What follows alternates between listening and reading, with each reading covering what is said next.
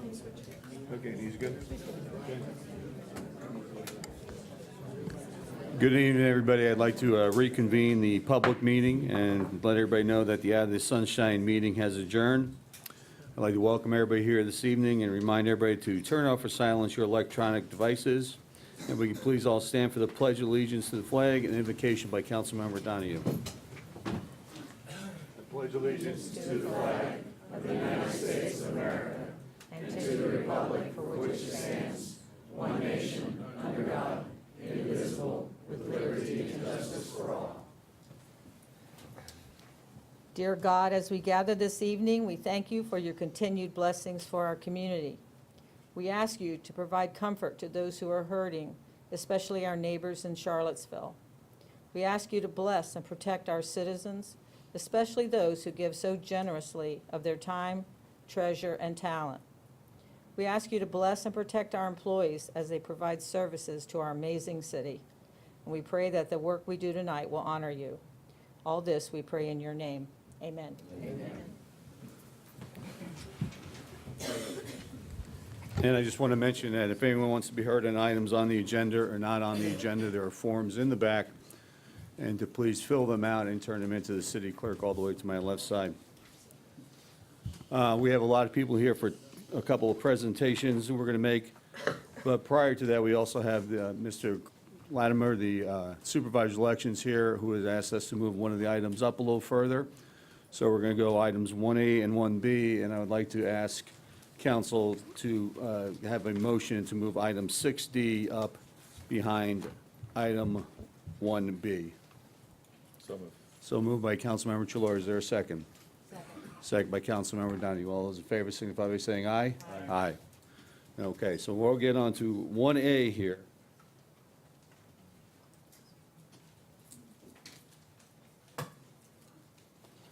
We apologize for starting a little bit late, but we did have a meeting that ran a little bit longer than expected. This is a certificate of recognition for Dorothy James, who I'm told is here in the audience. Dorothy James has been a Temple Terrace resident since 1950. She's raised 2 children in their house on Dunedin Circle, which was only the 6th house built in her neighborhood. She became a volunteer for the Friends of the Library over 16 years ago, and for many years she helped to sort, clean, and price books that were donated by generous Temple Terrace residents. A few years after starting as a volunteer, she was asked if she would fill to agree a shift in the Friends bookshop. She did, and she agreed to a second shift as well. She continued to fill positions until July 21st, 2017, when she quit due to her move to another location, John Knox Village. 4 hours a week for 16 years amounts to 3,328 hours of volunteer work on behalf of our library. While she did miss a few days, it's fair to say that they were few and far between. Dorothy was thoroughly dependable and a capable volunteer. Her friendly and positive nature assure her of a special place in the hearts of fellow volunteers, library staff, and customers. And I'd like to read the certificate of recognition presented to Dorothy James in recognition of her outstanding service as a volunteer for the Friends of the Library for 16 years through her selfless service that she has helped sort, clean, and price books that were donated by generous Temple Terrace residents. She has set an example to all citizens of Temple Terrace, and her friendly and positive nature assure her a special place in the hearts of fellow volunteers, library staff, and customers. Award this 15th day of August 2017 by myself, Councilmembers Chilora, Councilmember Donahue, Councilmember Gorlich, and Councilmember Ross. Thank you very much for all your years of service to us, and I find out.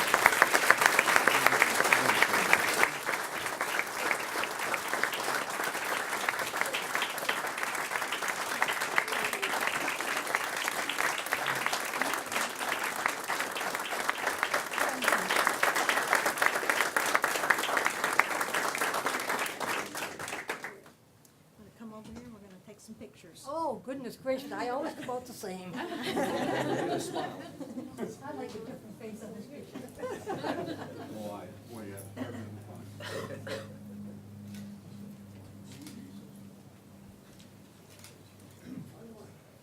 to get in the picture? Come on. And this sweet lady. Oh.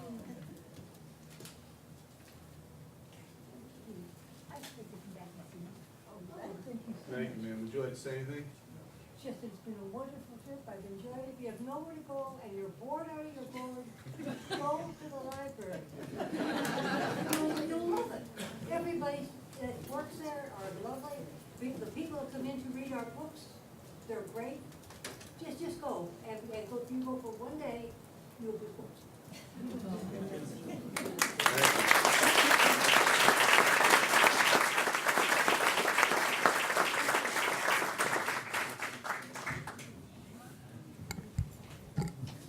I think we should give her the keys to the city. Or the library at least, right? Okay, next on item 1B, which is another quick presentation before we move to an out-of-the-order item on the agenda. This is a presentation to the Family Rec Center marquee. This is by Mary Jane Neal and Allison Fernandez from the Temple Terrace Women's Club. We'll present Corey Collins with a check for the installation of the marquee for the Family Recreation Center. And please go ahead, ladies. It is our pleasure and our honor as the Temple Terrace Women's Club to present $3,500 to share in the cost of installing the new marquee at the Family Recreation Complex. Thank you. Thank you.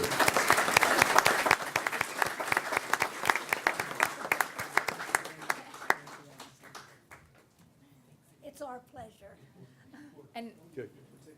yes, and I just want to say one thing, that the donations that the Women's Club provide, the time and money that we can provide to the city is because of the citizens helping celebrate the city with us. So keep that in mind December 2nd for our tour of homes. Little commercial there. Where do you want to take the picture? Over here?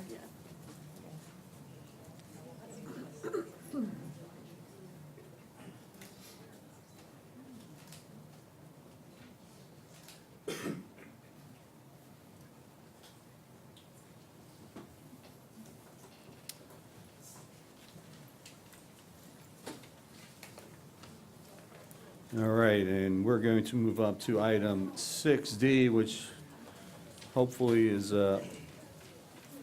more good news.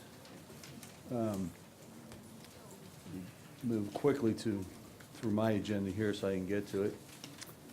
And I believe Mr. Latimer is going to come up and address us on this item. This is a resolution approving a change in the special election regarding early voting and runoff election dates. And Mr. Latimer, our supervisor of elections. Thank you very much. It's an honor to be here to address this distinguished council. As you all know, you have the mayor's race that we've been talking about for a little bit here, and we had a wonderful opportunity that came our way. We had a resignation in House District 58, which just happens to overlay entirely over the city of Temple Terrace. I worked very diligently with the state to be able to go ahead and align these elections to run together so we didn't have to run two concurrent elections. A couple of changes that will occur with that, though, is that instead of the 3 days of early voting that you all had previously asked for, the state requires a minimum of 8 days of early voting, which we will in fact conduct.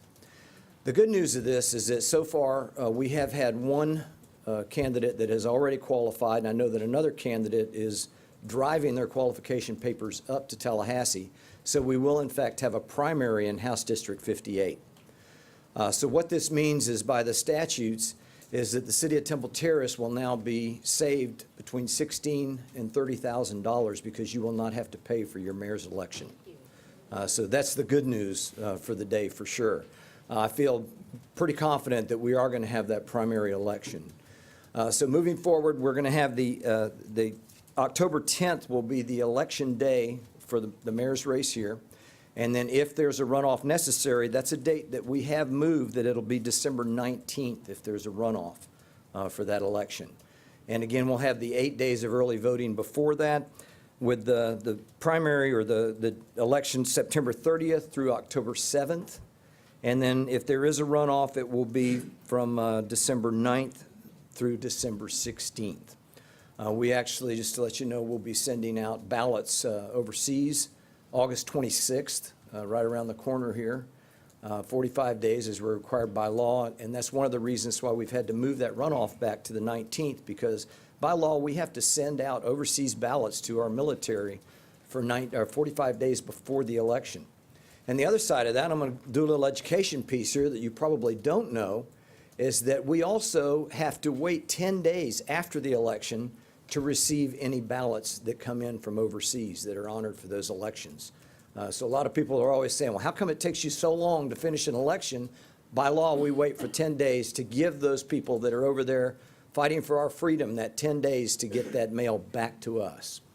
So with that, I'd be more than happy to entertain any questions that any of you may have.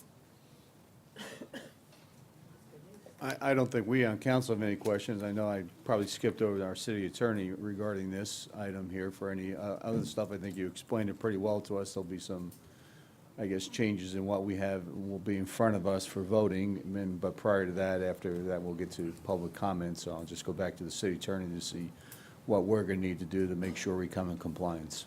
And thank you, Mr. Vice Mayor. I think Mr. Latimer nicely explained the purpose behind the resolution to amend the previous action of the City Council to provide for early voting, provide for the voting to be concurrent with the other planned election to save the city money. And so this comes to you with a recommendation of approval. And I think the only catch to it is that we've asked you to include both the possibility of 3-day early voting in case for some reason we don't have a primary, that we would revert to your 3 days of early voting. But again, I think that's going to be a moot point. Okay. Is there anyone from the public who would like to speak on this, address council on this item? Seeing none, this is council discussion. Is there any council discussion on this item? I have a question. Councilmember Chilora. Are we anticipating all the polls are going to be open like a regular election? Yes, there will be. There's 8 polling sites in Temple Terrace. Okay. And that's a total of 13 precincts, and all of those will be open. We have in total about 20,000 vote-by-mail ballots. It's not too late to order a vote-by-mail ballot if you want one. So yes, it'll be a full election as far as we're concerned. Early voting will be at the Temple Terrace Library. Because of District 58, there'll also be early voting at the Plant City Library, plus my downtown office and my Falkenberg Road office. Okay. And as far as our election goes, in order not to have a runoff, does a candidate have to have 51%? 50% plus 1. 50% plus 1? Yes, sir. Okay. Okay. Very good. Thank you. And I just want to take this opportunity to just thank Mr. Latimer and his office for their service. I've been through 4 elections, and this last election, you have done a magnificent job with the customer service in your office. It is very pleasant, it's very user-friendly, it's easy to get through, and it's just been a pleasure dealing with somebody that represents the citizens of Hillsborough County, so I want to say thank you. Thank you, sir, and my staff will appreciate those comments greatly. Thank you. Yes, sir. Thank you. Thank you, Mr. Latimer, and your entire staff. If it's acceptable, I'll entertain a motion to approve the resolution changing the special election, early voting, and runoff election dates. I move to approve the resolution changing the dates as described. There's a motion and there's a second. Is there any other council discussion? Seeing none, all those in favor signify by saying aye. Aye. Motion is approved. Thank you very much. Thank you. Mr. Chair, if I could just for a moment, Yes, I want to sir. say this is really special to be here today. I had the opportunity to be with Councilman Ross, who was one of the deputies that went down with me to Hurricane Andrew after a great disaster down there. So I've got a long affiliation with him. Ms. Donahue is a Tampa Catholic graduate, which I'm also a Tampa Catholic graduate. And as Mr. Chilora said, we've been through several elections and also have an affiliation through Bays, Florida, a nonprofit that I sit on. So it's just wonderful to come before this council. Thank you very much. Thank you. Thank you very much.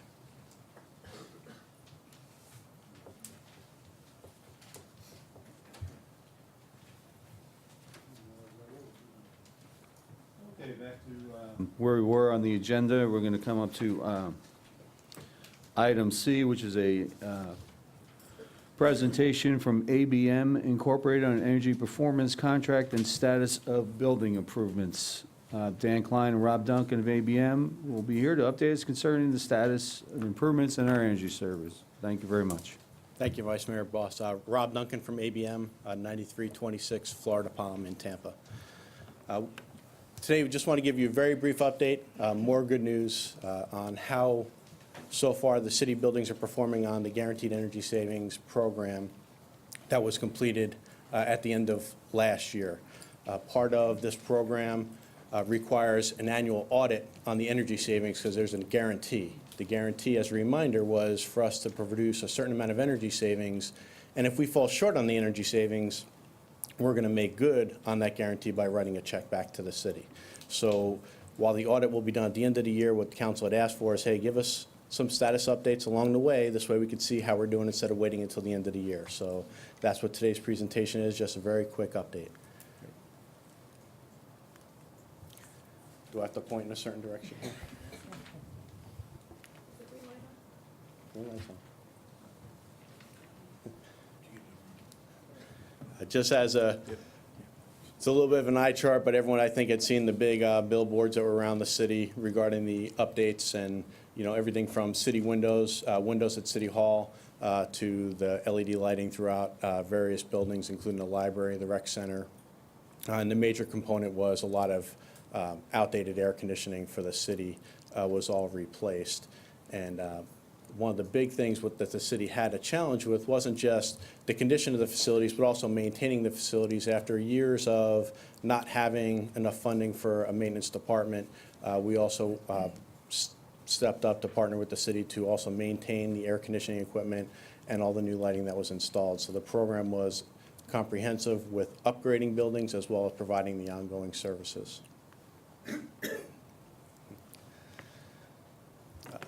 To date, the guarantee, the cumulative savings that we're expecting to receive by the end of this year for the construction period as well as the first year is $117,479. So just short of $120,000 for the construction period in the first year. To date, we are slightly ahead of schedule. We're around $83,000 saved. Okay, so that's the amount of money less than the city has paid so far to the utility company that the city would have paid without this program. So we still need to save just around $35,000 from now until the end of the year. It's about $6,000 a month.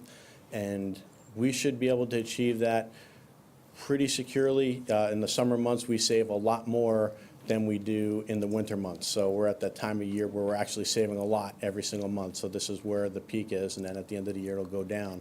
So we're looking to hopefully get to the guarantee in the next 3 or 4 months. One of the real benefits to this program was the real partnership that this program is. This program wasn't a construction project where we did a project and we left. Part of the program was ongoing commissioning and verification of the actual savings. So we did take a look at it, and as we were looking at it, while we knew we were doing well, some things kind of piqued the interest of our team. So I have a few other people here with me today. Dan Klein, many of you met. Brian Walker is our measurement verification manager, and we spoke to him and said, hey, look, we're looking at this. What do you really see? So he said, let's come out here and take a look because maybe we can do more. And in looking at the systems, we did a site audit again with our team to just verify how systems were going, and we came up with some enhancements and some things we can do to just optimize the way the control system was managing the buildings. When we first started, there was a big concern in the library because there was humidity problems. So we were conservative in the beginning with energy savings to make sure we had humidity completely under control. And now what we did was, okay, maybe we can do a little bit more tweaking and optimization to actually get us more dollar savings, right? So one of the things we saw was we were getting peak demand charges. What happened in the first thing in the morning is all the air conditioning is coming on at the same time because we had a warmer temperature at night to save some money. But in the morning, everything was coming out at the same time, and we drove up peak charges from the utility company. We know we can do something to optimize that. So we started working on some of those things just to squeeze more dollars out of the buildings. And just kind of altering some of the nighttime setbacks. So how do we make sure everything stays humidity control in the buildings that really need it, especially the recreation center and library. So we did a whole retesting and recommissioning of the control systems, all right? And this will be an ongoing thing that we'll continue to do to make sure we're staying ahead and driving as much cost out of the buildings as we possibly can.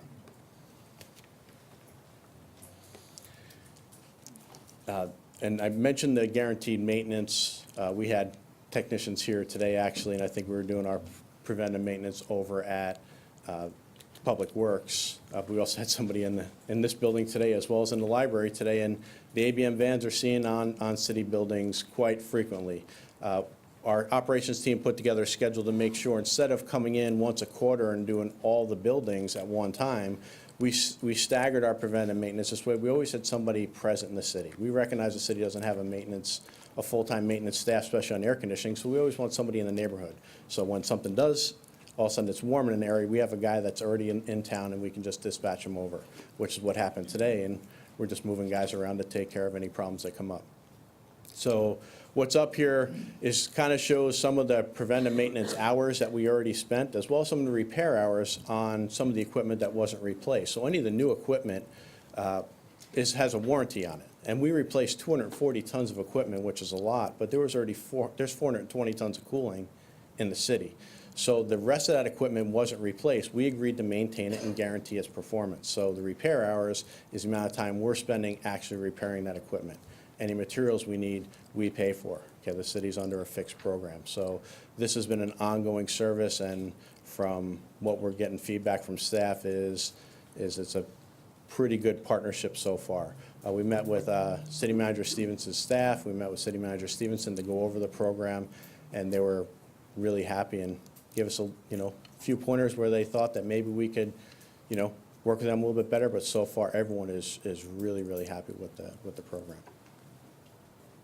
Is that it? So with that, we just want to open up if there are any questions. Council have any questions? No, I just have a comment. Thank you for the clean air. No problem. Thank you very much. Thanks. Okay, next we're going to go to agenda item 1D, which is library board appointments. This is consideration of 2 appointments to the library board to fill the expired terms of Gloria Berkowitz and Kathy Schmidt, extending from August 15th, 2017 until August 15th, 2020. There are 2 vacancies on the board due to the expiration of those terms. According to city policy, this opportunity for service was advertised in Tampa Bay Times, and notice was broadcast on the city cable channels, as well as placed in the city website. We received applications from Gloria Berkowitz, Kimberly DeFusco, and Kathy Schmidt. If anybody is here in the audience and would like to, one of the candidates, I believe Kimberly and Kathy may be here, if you would like to address council. Good evening, Kimberly DeFusco, 5902 Stratton Park Drive. I submitted my application before I realized that I believe both of the candidates, or both of the individuals whose terms retired, also reapplied. But I did just want to share my master's degree is in library and information science. I work for the school district as a supervisor of library media services for middle and high schools. I attend the library board meetings. Whether I'm on the board or not, I attend as a citizen and will continue to do that. And if this isn't my time to serve, that's all right. I will continue to look for ways my talents can serve the city. Thank you. Thank you, ma'am. And as I am at that meetings with you.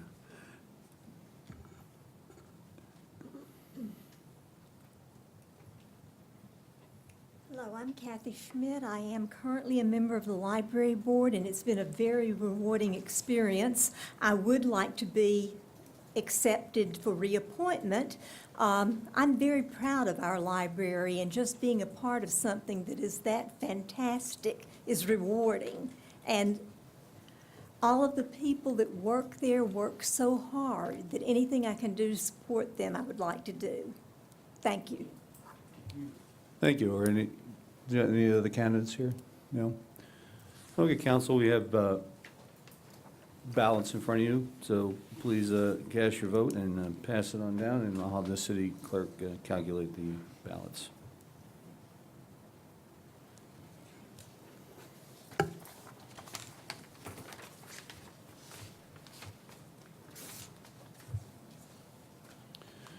And for everyone who has served on the library board and all the boards in the city while the city clerk is busy doing this, I'd like to say thank you. It's highly unrewarding position sometimes to work for the volunteer boards for the city, and I know the library board's a fairly small group of people that get together and work very cooperatively with each other and the public, having been at the last couple of meetings.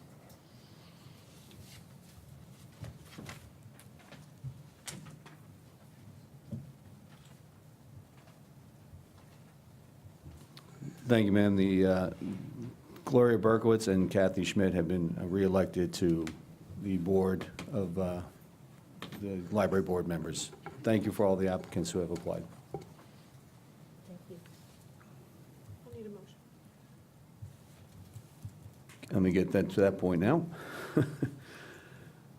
The top two applicants I just read off, Gloria Berkowitz and Kathy Schmidt. I will need a motion to approve the appointments of those to the School Support Committee for a term extending from August 15th, 2017 until August 15th, 2020. I move to approve. Motion by Councilmember Donahue. Is there a second? Second. Second by Councilmember Ross. Is there any further discussion? No. Seeing none, all those in favor signify by saying aye. Aye. All opposed, say nay. Motion is carried. Thank you, everybody.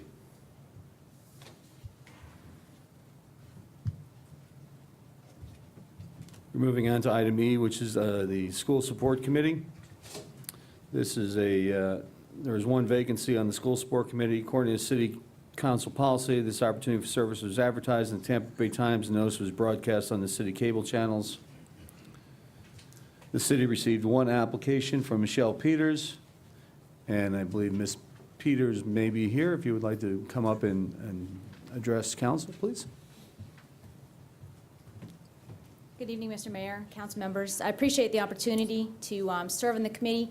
I feel that I'm qualified to do so. I guess I should say Michelle Peters, 306 Turnbull. I have an 8-year-old daughter who is currently in 3rd grade at River Hills Elementary School. And since she started school, I've been trying to find an opportunity to contribute to that process, whether it be a member of the PTA or whatnot. And since we moved to Temple Terrace over a year ago, I've come to appreciate the community and the kind of, it's a large, small town, because when you're surrounded by Tampa, Temple Terrace seems really small. So I'd like the opportunity to try and serve. I have leadership. My degree is in education, but I chose to go into the Marine Corps instead of teach children. So I have experience in the leadership as well as in teaching. So I appreciate the opportunity. Thank y'all. Very much. Thank you. Councilmember Ross. Where did you move from, ma'am? We moved from Stafford, Virginia. Does your husband serve on any of these boards? Yes, sir, he does. Does he serve on this board? No.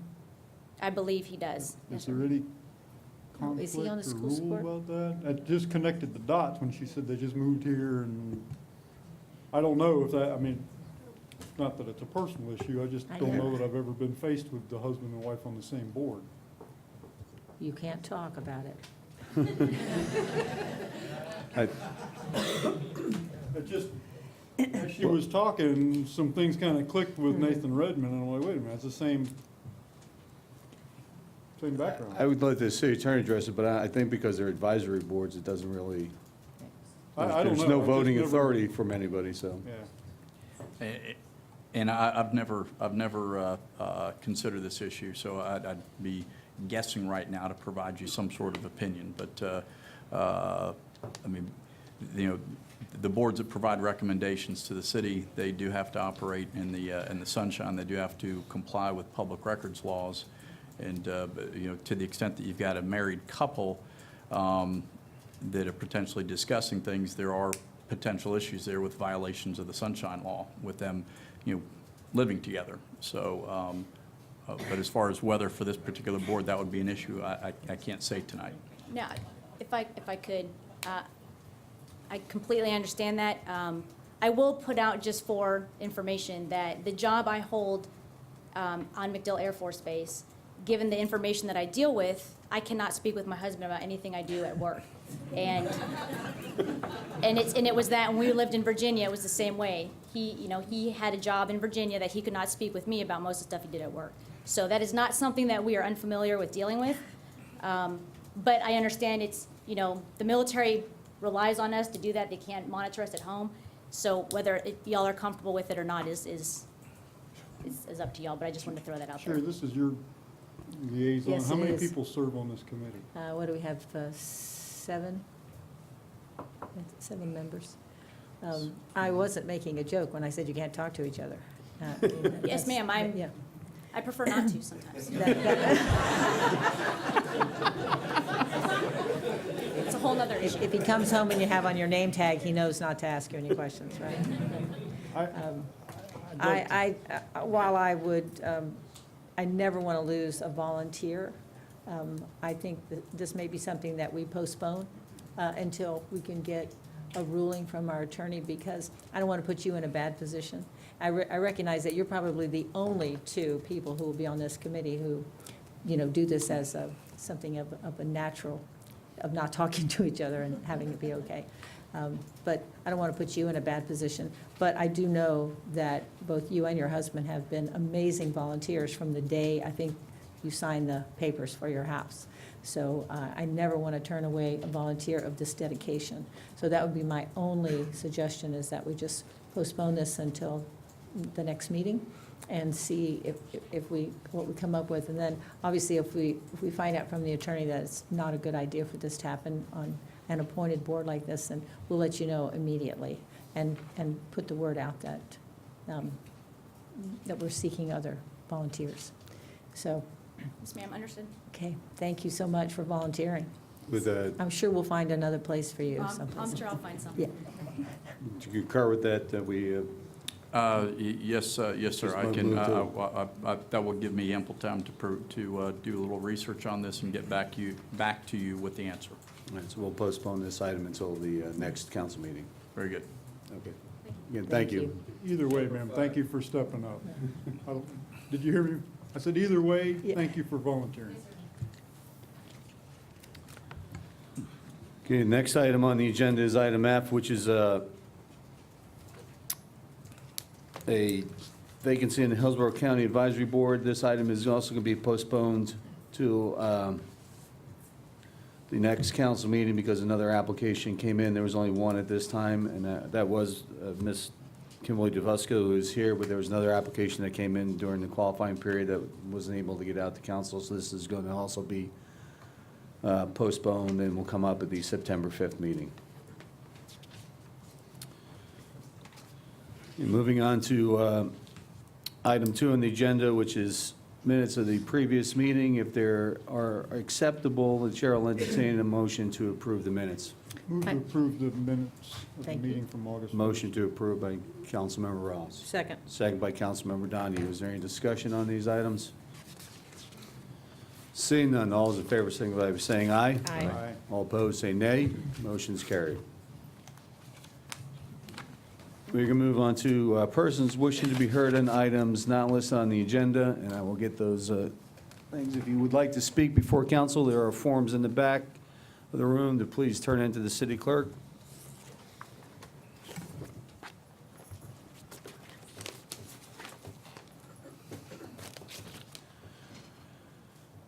The first person I have that would like to address council is Connie Hammond, and this is in regards to the issue of fireworks. If you could please, when you come up, state your name and address, and you'll have 3 minutes to address council. Thank you. My name is Connie Hammond. I live at 5207 Whiteway Drive in Temple Terrace, Florida. I need to say that I have a personal problem with fireworks.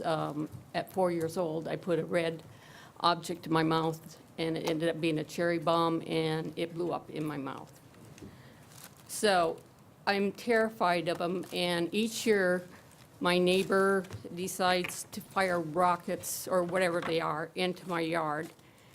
And I just want to quote the CDC here. It said, "Avoid buying fireworks packaged in brown paper all over my yard. I can give you about 10 bags of this still yet."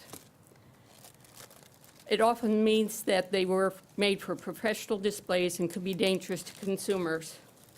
This little gem was found right by the gas tank of my car. There was $499 verbal quote from my car dealership, the Mazda, to my car. I ended up doing the clay waxing and all to get the fireworks off of it itself. My yard was littered all around the car with brown paper, with the CDC says it's dangerous and professional. I called the police twice, and I was told that they were too busy. On previous years, when I called on this neighbor, I was told that they were told not to bother with the fireworks people because of the fact that they were going to allow them to go to 11, 12 o'clock at night. That's what I was told by the police officer. In Florida, the Florida law states very specifically that fireworks are classified as a misdemeanor, and they can be fined up to $1,000 or sentenced to prison. Pinellas County has actually enforced this and stopped this. My plea to you all is this needs to stop. I spent 2 hours in absolute terror in my house. This is littered all over my yard. I picked up most of it, but this is what I had.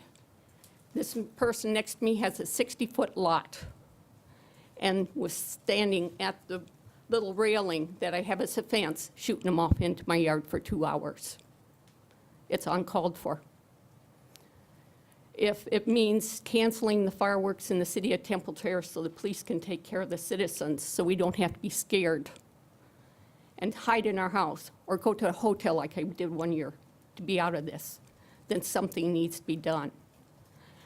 I am a nurse and I'm retired now, but I've been in emergency rooms when I've seen the damage. I have a personal friend and a coworker that lost her eyesight from this. This is no game. This stuff is no game. The CDC says it's no game. It Thank you, needs ma'am. to stop. Thank you for listening to me. Appreciate your comments, thank you. Next person to speak is Marcy Lieber, and would you like to speak on chickens? Name and address, please, and you have 3 minutes. I'm Marcy Lieber, and I live at 6624 Glencoe Drive. And I'm not here to talk turkey, I'm here to talk chickens. And before I start, I will tell you I have no horse in this race. I do not have any chickens. However, I have chickens in the family.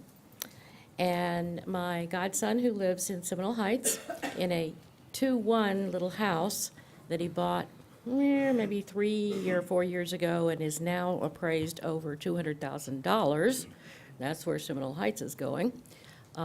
He's had chickens for maybe 2 years, I guess, Francine and Trudy. And they have quit laying. I don't know whether they quit feeding the food that enables the laying because there are no roosters in the family. But somehow they used to make eggs, now they don't. But now they're pets. And I'm sure they poop, but I have never smelled any poop from them. They do not cluck, really. They make sort of a little, almost birdie, chirpy little noise. They follow me when I'm over there around the backyard, and they also follow Ian's dog. They're nice little pets. If it were not for my age and my family responsibilities, I'd probably go out and get me a couple chickens because I think they're adorable. So I think with all the problems in the world, I've really kind of enjoyed hearing all the pros and cons on chickens in the last couple of weeks because I wanted to quit thinking about some other things in the world. And in Temple Terrace, I think we also have challenges, and I don't think chickens are one of our bigger ones. So yay, chickens. Okay, thank you. In order to keep the topics consistent here, I have 2 other requests to speak on chickens. The next person to speak on chickens is Carol Dell. If you can give your name and address, please. You have to address council. You have 3 minutes. I'm Carol Dell, 1309 North River Hills Drive. And I do like moms, and I do like apple pie, but I really don't want chickens in our neighborhood. I know the city has important issues in front of them at this time. Backyard chickens probably seem frivolous, but I know there's a passionate group of people in Temple Terrace who have chickens. And I know that they would like for us to change the code so that we can all have chickens if we desire to have them. I sent all of you all an email. I had documentation on that email, and I just want to quickly go over some of the reasons why I really don't think we need to have any chickens in Temple Terrace. One is, you know, there are a lot of people who like to jump on a bandwagon, and I'm sure that after they've had chickens for a while, they're not as dedicated to their chickens as some of the people that I know in Temple Terrace who have chickens, and therefore I think that these chickens would end up running loose in our city. I think Mr. Ross talked about that the other day, and I did see documentation where there are cities that are having problems with feral chickens. Another one is health issues with diseases and other problems with chickens, people having backyard flocks of chickens causing diseases and other respiratory problems. Another one is the odor and the noise related to backyard chickens. A big one is the rodents that are attracted to the feed that people have for chickens. And I know that predators are also a problem. And I just happened to have heard of a recent situation where a resident of Temple Terrace who lives very close to the city line witnessed some coyotes running across the road carrying chickens in their mouths. I just don't think this is a problem that we need to have. The big problem, I also believe, if we change our code to allow chickens, would be that this might be a gateway to other requests that people have for farm animals in the city of Temple Terrace, pigs, goats, whatever else. We have 26,000 people who have moved to Temple Terrace with a code that says no undomesticated animals in their yard. I don't know if that's why they moved here, but they're here now. They moved here. There was not a code that said you're allowed to have farm animals in your yard, and I think that we should continue to keep that code. Thank you. Thank you. The next person that would like to speak on chickens and the allowance of chickens is Sandy McRae. Did you wish to speak? Yeah, thank you. Thank you, ma'am. You have 3 minutes to address council. Please give your name and address. My name is Sandy McRae. I live at 516 Royal Greens Drive. I think I could argue that chickens are domesticated. But anyway, we are the only area in the entire state of Florida that doesn't allow backyard chickens. Hyde Park, South Florida, South Tampa, Florida is a right-to-farm state. We are the only ones that don't allow it. I understand limiting the number. I understand no roosters, but there is no reason why we can't have 2 or 3 hens, and you don't need a rooster for eggs. You just need the hens to have the eggs, and they do make very nice pets. Thanks. Thank you, ma'am. The next speaker that is signed up is Mr. John Kennedy. He wants to address ongoing police misconduct and harassment. Mr. Kennedy, you have 3 minutes to address council. Please give your name and address.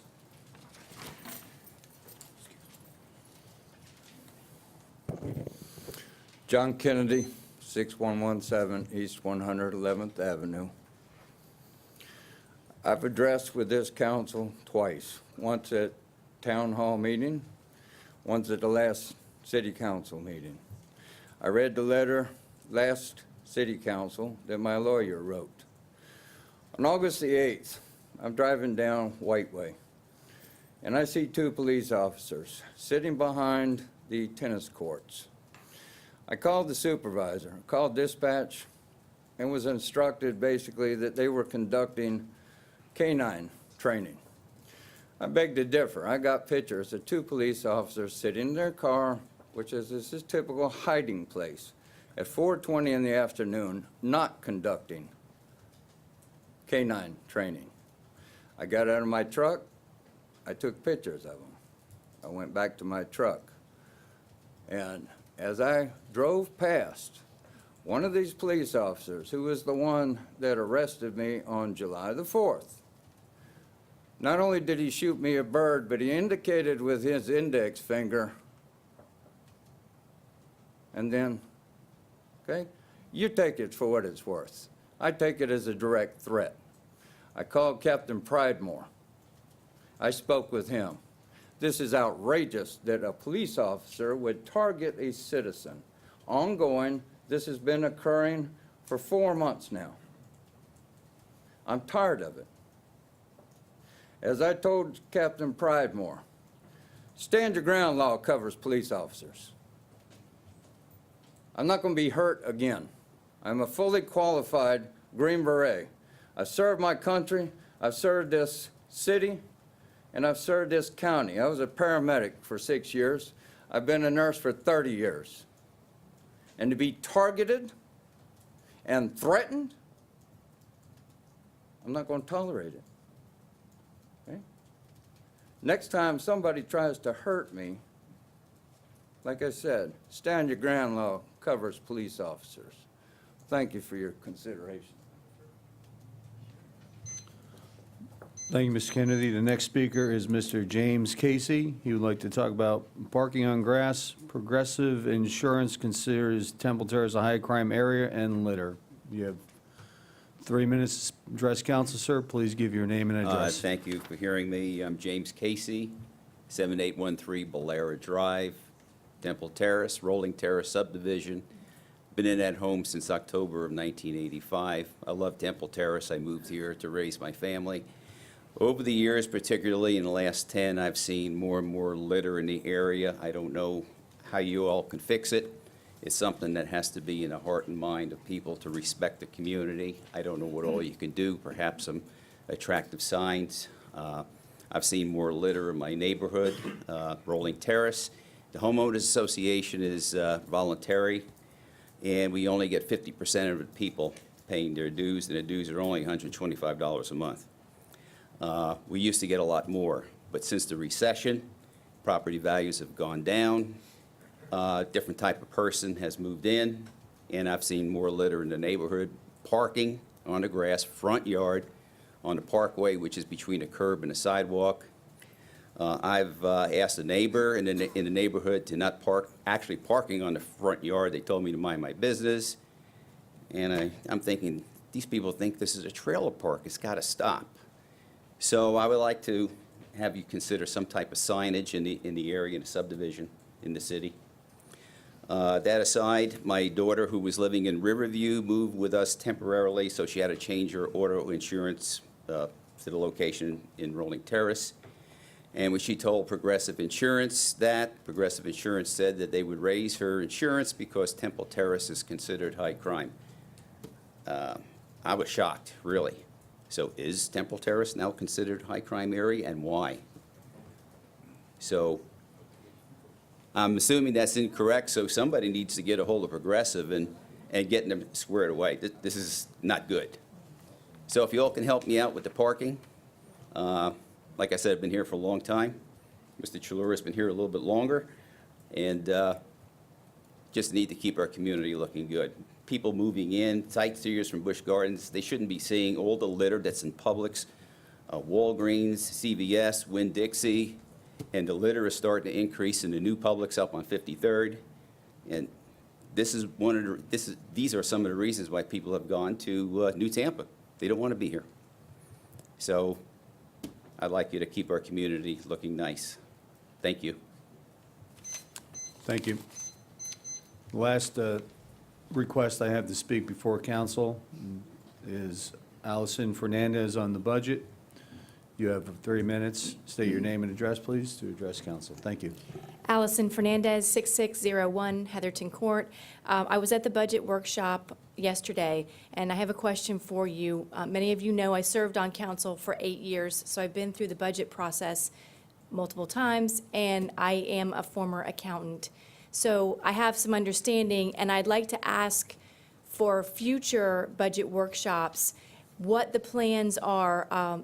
We, in the past, have done workshops where the department directors came in front of council and actually presented the budget that they were requesting, the reasons they were requesting it, some background information such as with the rec center, maybe some usage numbers, and community development, maybe some permit issues, something to help guide the process to make sure that when we were adapting a budget, that we knew that it was meeting the goals and requirements of what we set, which, per my recollection, do change periodically over the years. So I would like to know, I'm somebody who's going to be coming to the budget workshops. When could I expect to see some sort of presentation of that nature?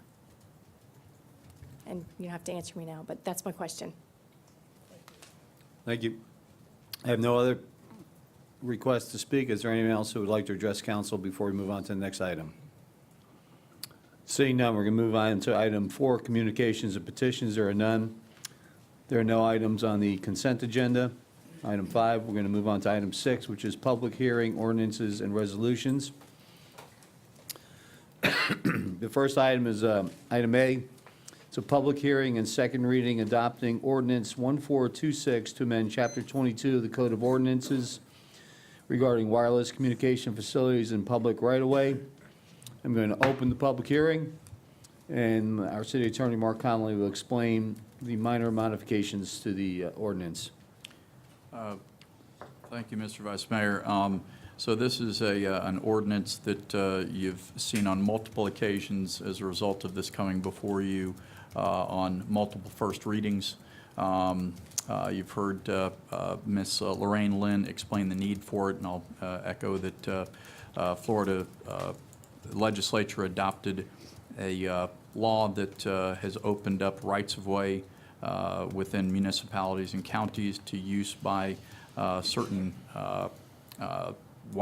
wireless providers, and in order to have regulations in place to regulate the use of the rights-of-way consistent with the new law, this ordinance has been prepared.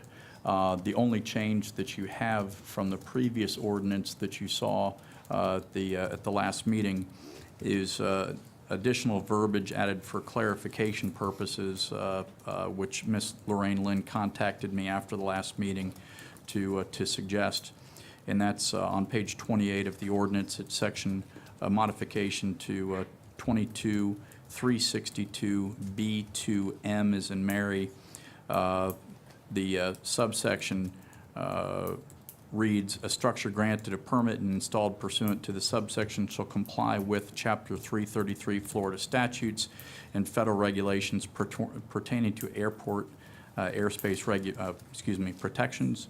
The new language added into that subsection is simply including but not limited to the airport protection zoning regulations adopted by the city pursuant to Section 333.03 Florida statutes, to clarify that that needs to be complied with as well.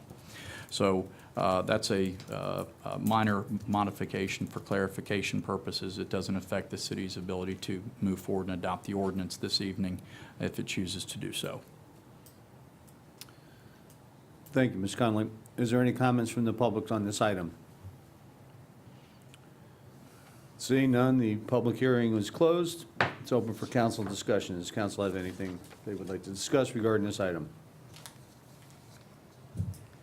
It's a moot point. Seeing none, I will ask the city clerk to read the title of the ordinance. An ordinance of the City of Temple Terrace, Florida relating to the use and communication facilities in public rights-of-way, amending the Temple Terrace City Code, creating a new Article 7 in Chapter 22, Utilities of the Temple Terrace Code to be entitled Use of and Communication Facilities in Public Rights-of-Way, to include 2 divisions, providing findings and intent, providing definitions, providing requirements for issuance of right-of-way, use permits, registration of communication service providers, providing for rules and regulations for communication service providers, wireless service providers, and small wireless service providers in their facilities, providing for a duty to notify, providing for revocation and suspension, providing for termination, providing for appeals, providing for application of these rules to existing communications facilities in public rights-of-way, providing for insurance, providing for indemnification, providing for a construction bond, providing for abandonment of a communications facility,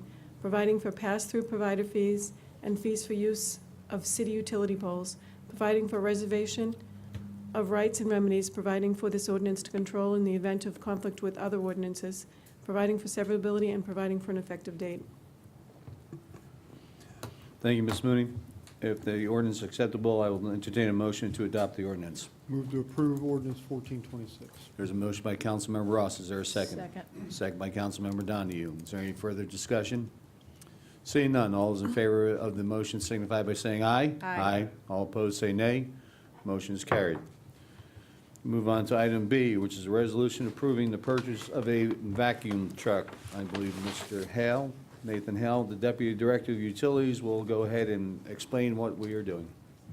Nathan Hale, Deputy Director of Water and Sewer Division. Staff's recommending that council adopt a resolution to approve purchase of the sewer cleaning and vacuum truck in the amount of $338,323.80 from Great Southern Equipment Company, utilizing Florida Sheriff's Association contract bid numbers AJV 1010 and AJV 1215. This purchase is to replace a existing vac truck that is a 2001 model.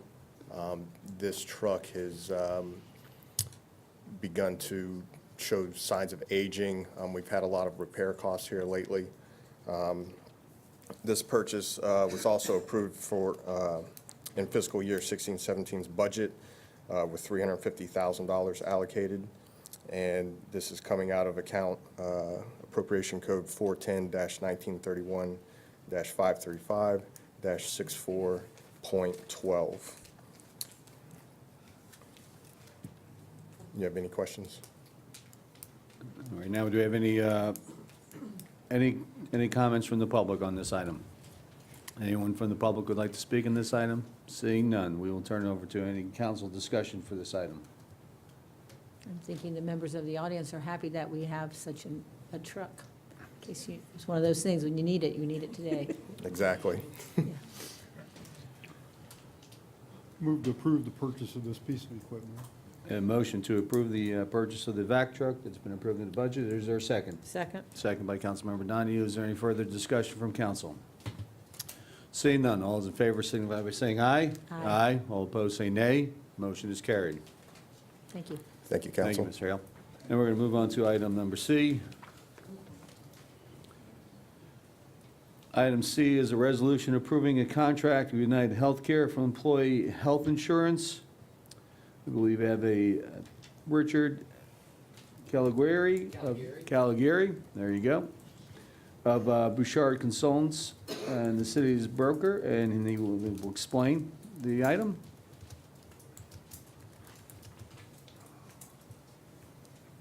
Thank you, Mr. Vice Mayor. For the good of the group, Richard Caligari, Bouchard Insurance, 196 Monterey Drive, Naples, Florida. We've been a consultant to the city for roughly 12 years, providing insurance consulting for dental, vision, life, accidental death, and other types of insurance. We've been in discussion for on and off for a number of years to consult on the health insurance program for the city. And this past year, facing a 7% rate increase to the cost of the health insurance program, which is a compound rate increase for a number of years of rate increases, we were asked to take the insurance program to market, which we did. The program that we recommended, our firm and my team recommended, was the United Healthcare program. The total cost reduction will be roughly $500,000 on a 15-month contract term. That amount of money is not necessarily a direct pass-through to the city, since the employees pay for part of the cost that exceeds the flexible spending allowance, which we see as an enormous positive because it puts money back in the pockets of the people that participate in the health insurance program. We see that investment as one that provides an opportunity for them to be better consumers. With our firm's educational efforts and United Healthcare's partnership and the support and assistance with the Human Resources Department of the city, we believe that we can effect some sustainable change in the spending, the medical spending habits of the personnel in the city of Temple Terrace, and along with a dynamic wellness program, also affect their health. Thank you very much, sir. I'm sure our employees appreciate it. Any comment from the public on this item? Seeing none, is there any council discussion on this item? I have a question. Councilmember Donahue. I noticed that it says that this is a high deductible health plan. There are 3 plans actually being proposed. One of them is a health savings account plan, which in industry nomenclature has to be what they call a high deductible health plan to qualify for the tax deferred benefits of a health savings account. There are 2 other alternate plans, one of which actually has a much lower deductible. So, Okay, I saw that was coupled with several wellness plans, so maybe that was, they are encouraging our employees to seek annual preventive care in this plan. Absolutely. Just using one plan as an example, if you opted for the health savings account plan, and it's a very personal decision, we understand that, they would have, that employee on an employee-only election would have close to $200 more in their pocket to contribute to the health savings account plan, health savings account itself. And our firm, which is roughly the same size as the city of Temple Terrace from a personnel standpoint, operates under a single option health savings account plan. Our experience as a private employer is that the people that use that money spend it much differently than any money that the employer would put in the account on their behalf. So our objective is, as much as possible through education and assistance with personal decisions and how they elect, which plan they elect, to give them some reason to be better medical consumers and save that money for other reasons, so. Okay. And do you have dates already lined up for both the employees and for the retirees, or do they all come at the same meeting? Open enrollment meetings are going to be held on 3 consecutive days, Tuesday, Wednesday, and Thursday, 2 meetings per day, 3 consecutive days, yes. And it's for both groups? Yes. Okay. Just So, to answer that, for current employees, it's mandatory to attend the meetings. For retirees, it's optional.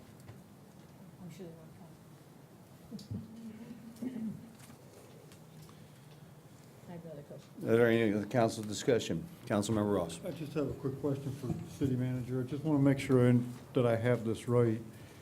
It's my understanding that the savings that we're going to realize from this plan, which are significant, are going to go, all of that savings is going to be realized by the employee. Is the city's going to be neutral?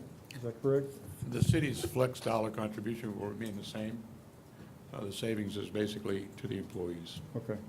Yes. That's what I thought. I just want everybody to You are understand that. correct. So all the savings that we're going to get, it's not going to be a boost to the city budget. It's going to be a boost to the employees. That is correct. Good. Along with us not having to raise our flex dollars again because of the increases that we would have gotten into the current program that we're in. So, Okay, if it's acceptable, I'll entertain a motion to execute a contract. with- Mr. Boss. Oh, I'm sorry. I question. didn't- I have a couple of questions.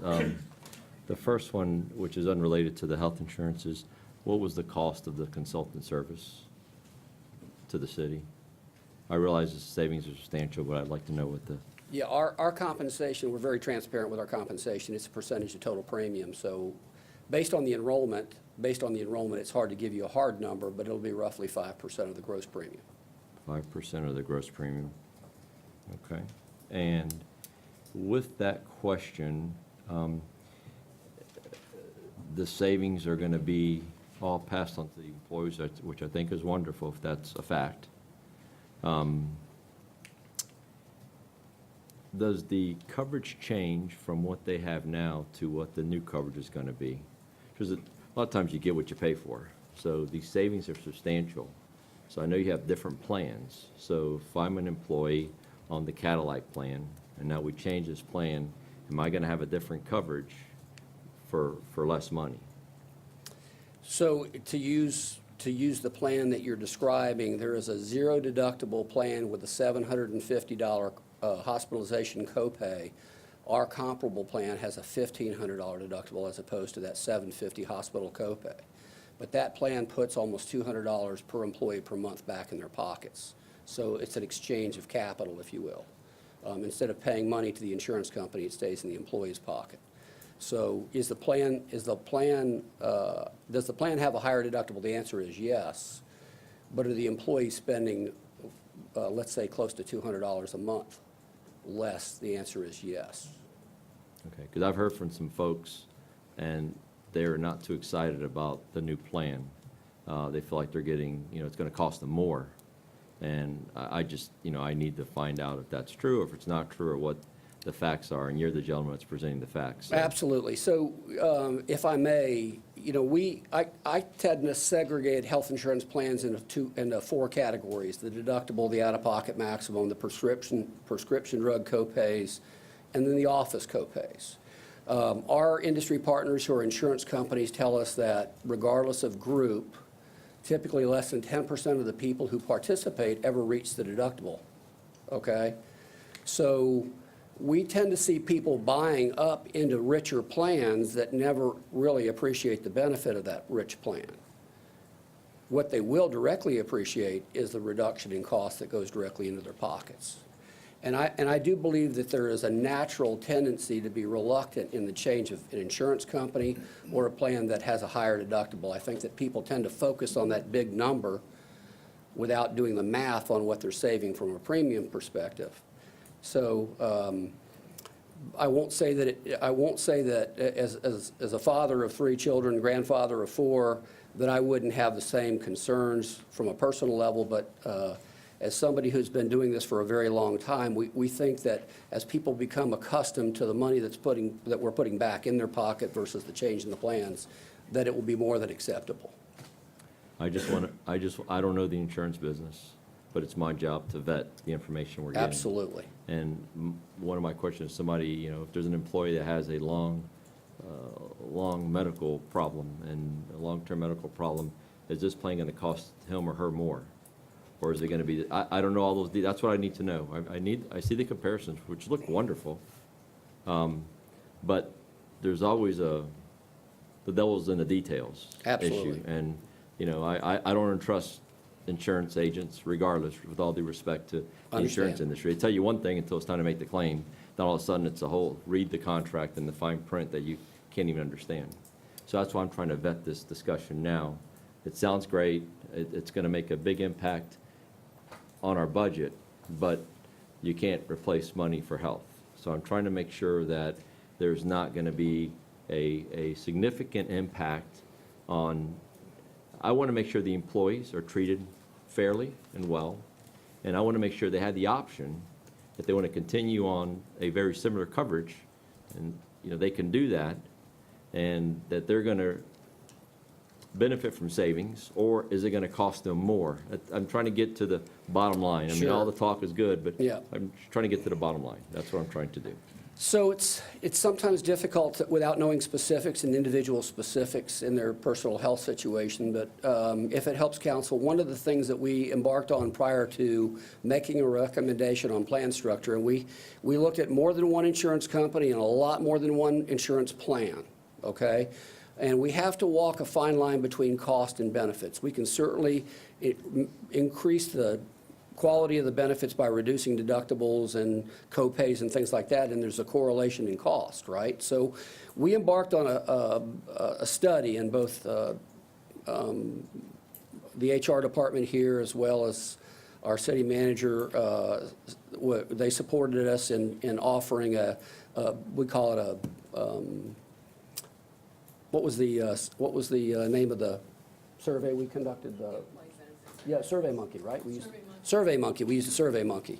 And it was about an 8 or 9 question survey, and we got a very robust response. And so we balanced our recommendations based on direct employee response from the SurveyMonkey. This is not something where we actually interviewed employees or something like that, but it's an anonymous opportunity for them to vet their concerns and present their concerns. The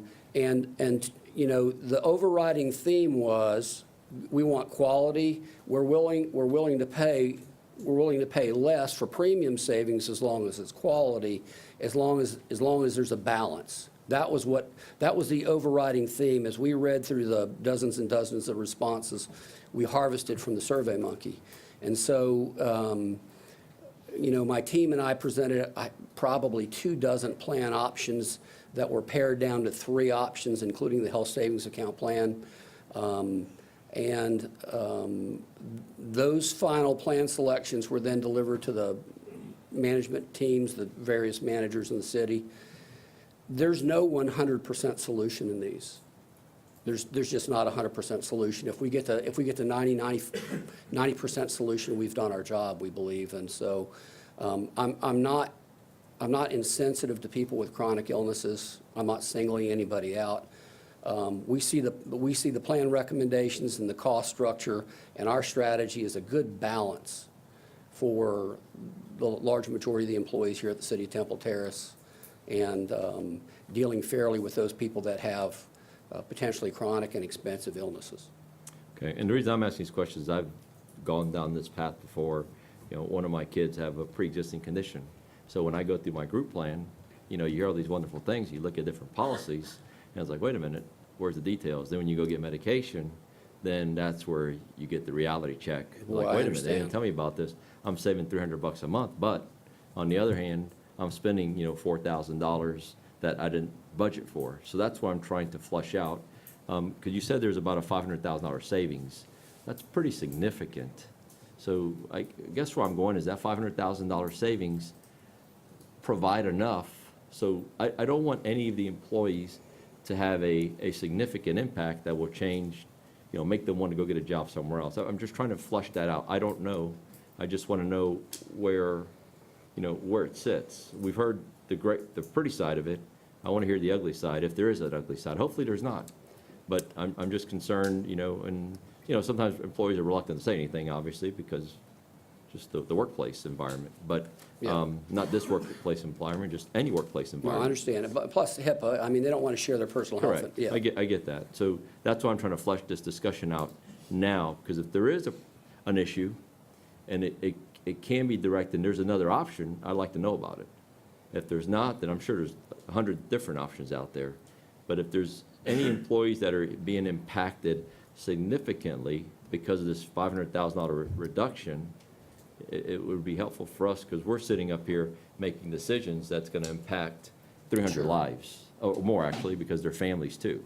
That's all I'm trying to find out. This isn't a gotcha Yeah, no, issue. I'm just trying to. No, you know, I want to tell you that there's going to be absolutely none, but I don't know that until people start enrolling and using the plan. And there may be, in fact, a medication issue. We're working with United Healthcare, which is a well-regarded, publicly traded national health insurance company. I've been insured by United Healthcare. My family's been insured by United Healthcare. Our 240 associates at Bouchard Insurance at one time were insured by United Healthcare. And I would say that we had good experiences with them. But at the end of the day, they're an insurance company with contracts. They have negotiated fees for service and prescription drug schedules. We've used the most robust prescription drug benefit program that United Healthcare offers. And so the first place that we would normally hear some kind of noise from employees who are using the plan is on prescription drugs, because it's the most common benefit that people use. We could not use a better plan than United Healthcare's formulary that they've offered us. You're coming out of a network that was a rented network from Florida Blue. Nothing wrong with Florida Blue, absolutely nothing. But we were at a place, and I say we, the city was at a place where we had little directions on how to influence cost, educate employees, and look for opportunities to improve the program as a whole. As an example, we had a plan that had a $50 emergency room copay. And that may seem great to an employee, but it also drives people to use an emergency room as a primary care physician. And that's not healthy for anybody. So I can't promise you that there won't be the occasional bump, but I'll personally stand behind the United Healthcare programs and our firm's recommendations. I use United Healthcare, but with the pre-existing condition, it could be costly. So that's what I'm making my comments from Yeah. experience, so I'm not. The Affordable Care Act actually requires no influence from pre-existing. So they say, and I get it, but does an employee have an option to forego these savings, or what's allocated to them, to go with a richer plan if they want to? We've offered them 3 plans. The group plans, the group plan premiums for the current 3 plans are driven by the selection of the 3 plans that have been offered. There is no other plan being offered.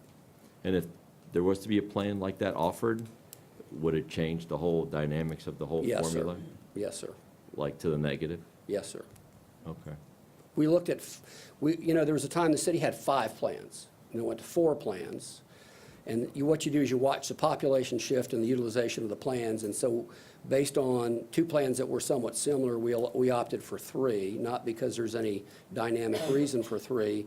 Very often, there's a pass-through savings based on the fewer number of plans.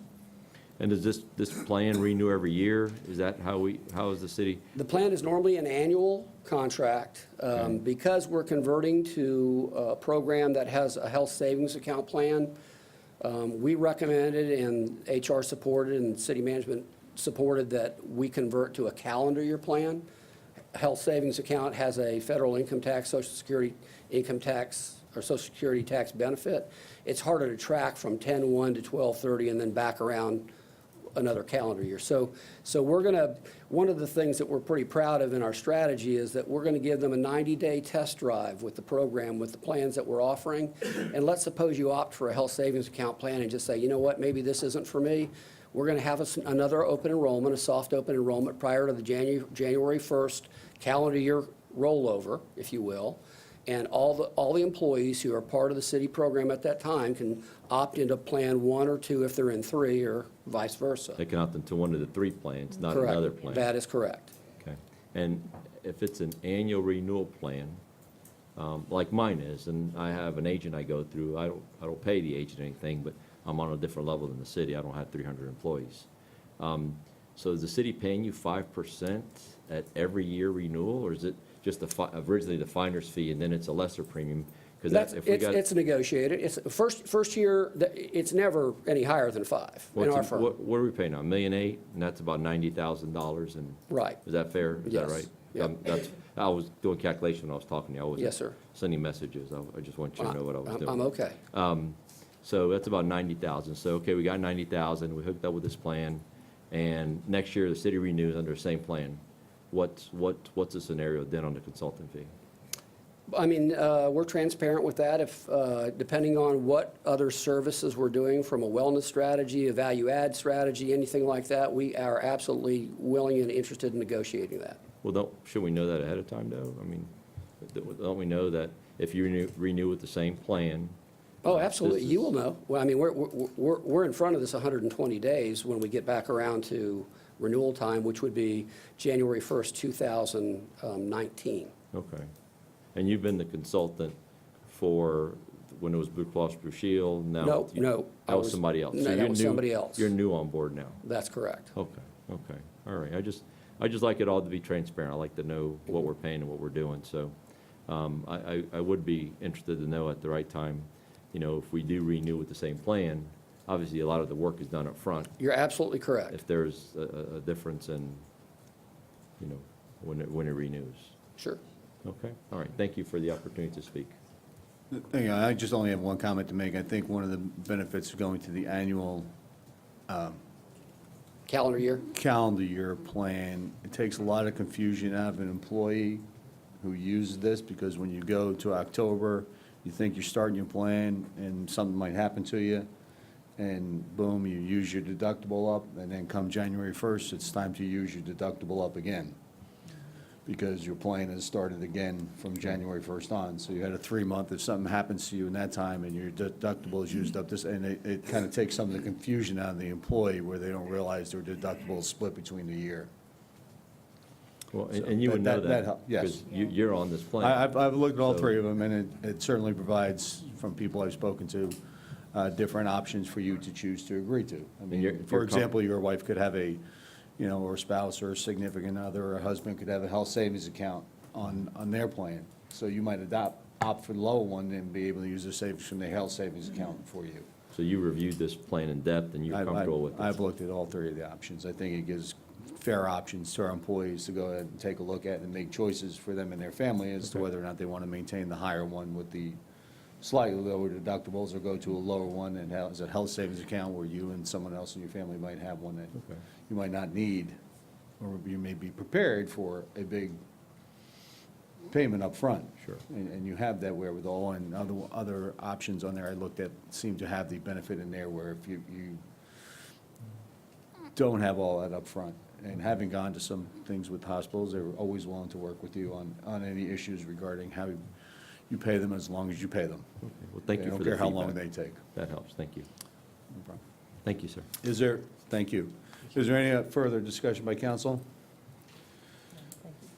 Seeing none, if it's acceptable, I'll entertain a motion to execute a contract with United Healthcare to provide employee health insurance in a 15-month premium amount of $1,799,338.68.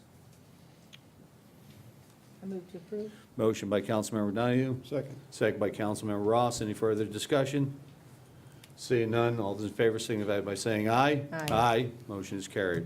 Mr. Mayor, if I could just for a Mr. Ross, second, before we Councilmember move Ross. on, I'd just like to thank the city manager and our HR director and her staff for all the work that's gone into this.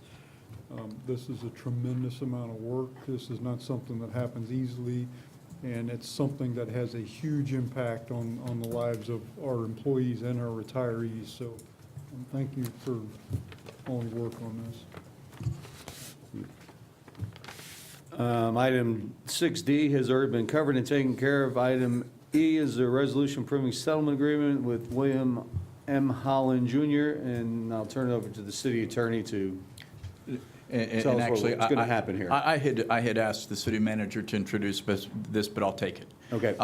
So you have on your agenda a draft settlement agreement that I prepared after the last city council meeting. I forwarded that draft settlement agreement last week to Attorney Brian Sykes, who represents the purchaser and who's been authorized by Mr. Holland to deal with me with regard to this matter. Mr. Sykes had some proposed modifications to the agreement, which he sent to me, and then I sent him a document back that incorporated some but not all of the proposed changes that Mr. Sykes made. The agenda item that you have is the agreement that I sent that includes some but not all of the changes recommended by Mr. Sykes. I asked for Mr. Sykes to have Mr. Holland redline that agreement and send it back to me by noon on Friday so that I could provide it to you for consideration this evening. I wrote again on August 11th to ask Mr. Sykes the status of the agreement, and I didn't receive an updated agreement at that time. I have since then received an email from Mr. Sykes, and attached to it, if you pass that down, is language that Mr. Holland wants included within the agreement. Subsequent to receiving that, I received an email from Mr. Sykes at 5:45 this evening advising that Mr. Holland wants to make additional changes to the terms of the settlement agreement, including, among other things, rather than sending funds to the city through a wire transfer, as was put into the agreement, he wants to replace that with providing the city with a certified check. As I've indicated to you, and I think you're aware, as a result of being copied on certain filings from Mr. Holland, he has made a number of allegations against me with regard to me discussing these things with you in city council meetings and violating his rights. As a result, I'm rather uncomfortable to discuss this a whole lot more than what we've discussed at this point. So the agenda item and the settlement agreement that's attached to the agenda item is something that Mr. Holland wants to revise by including the red line language that I just handed to you and sent to you earlier today, and making additional changes through the email message I received from Mr. Sykes at 5:45 today.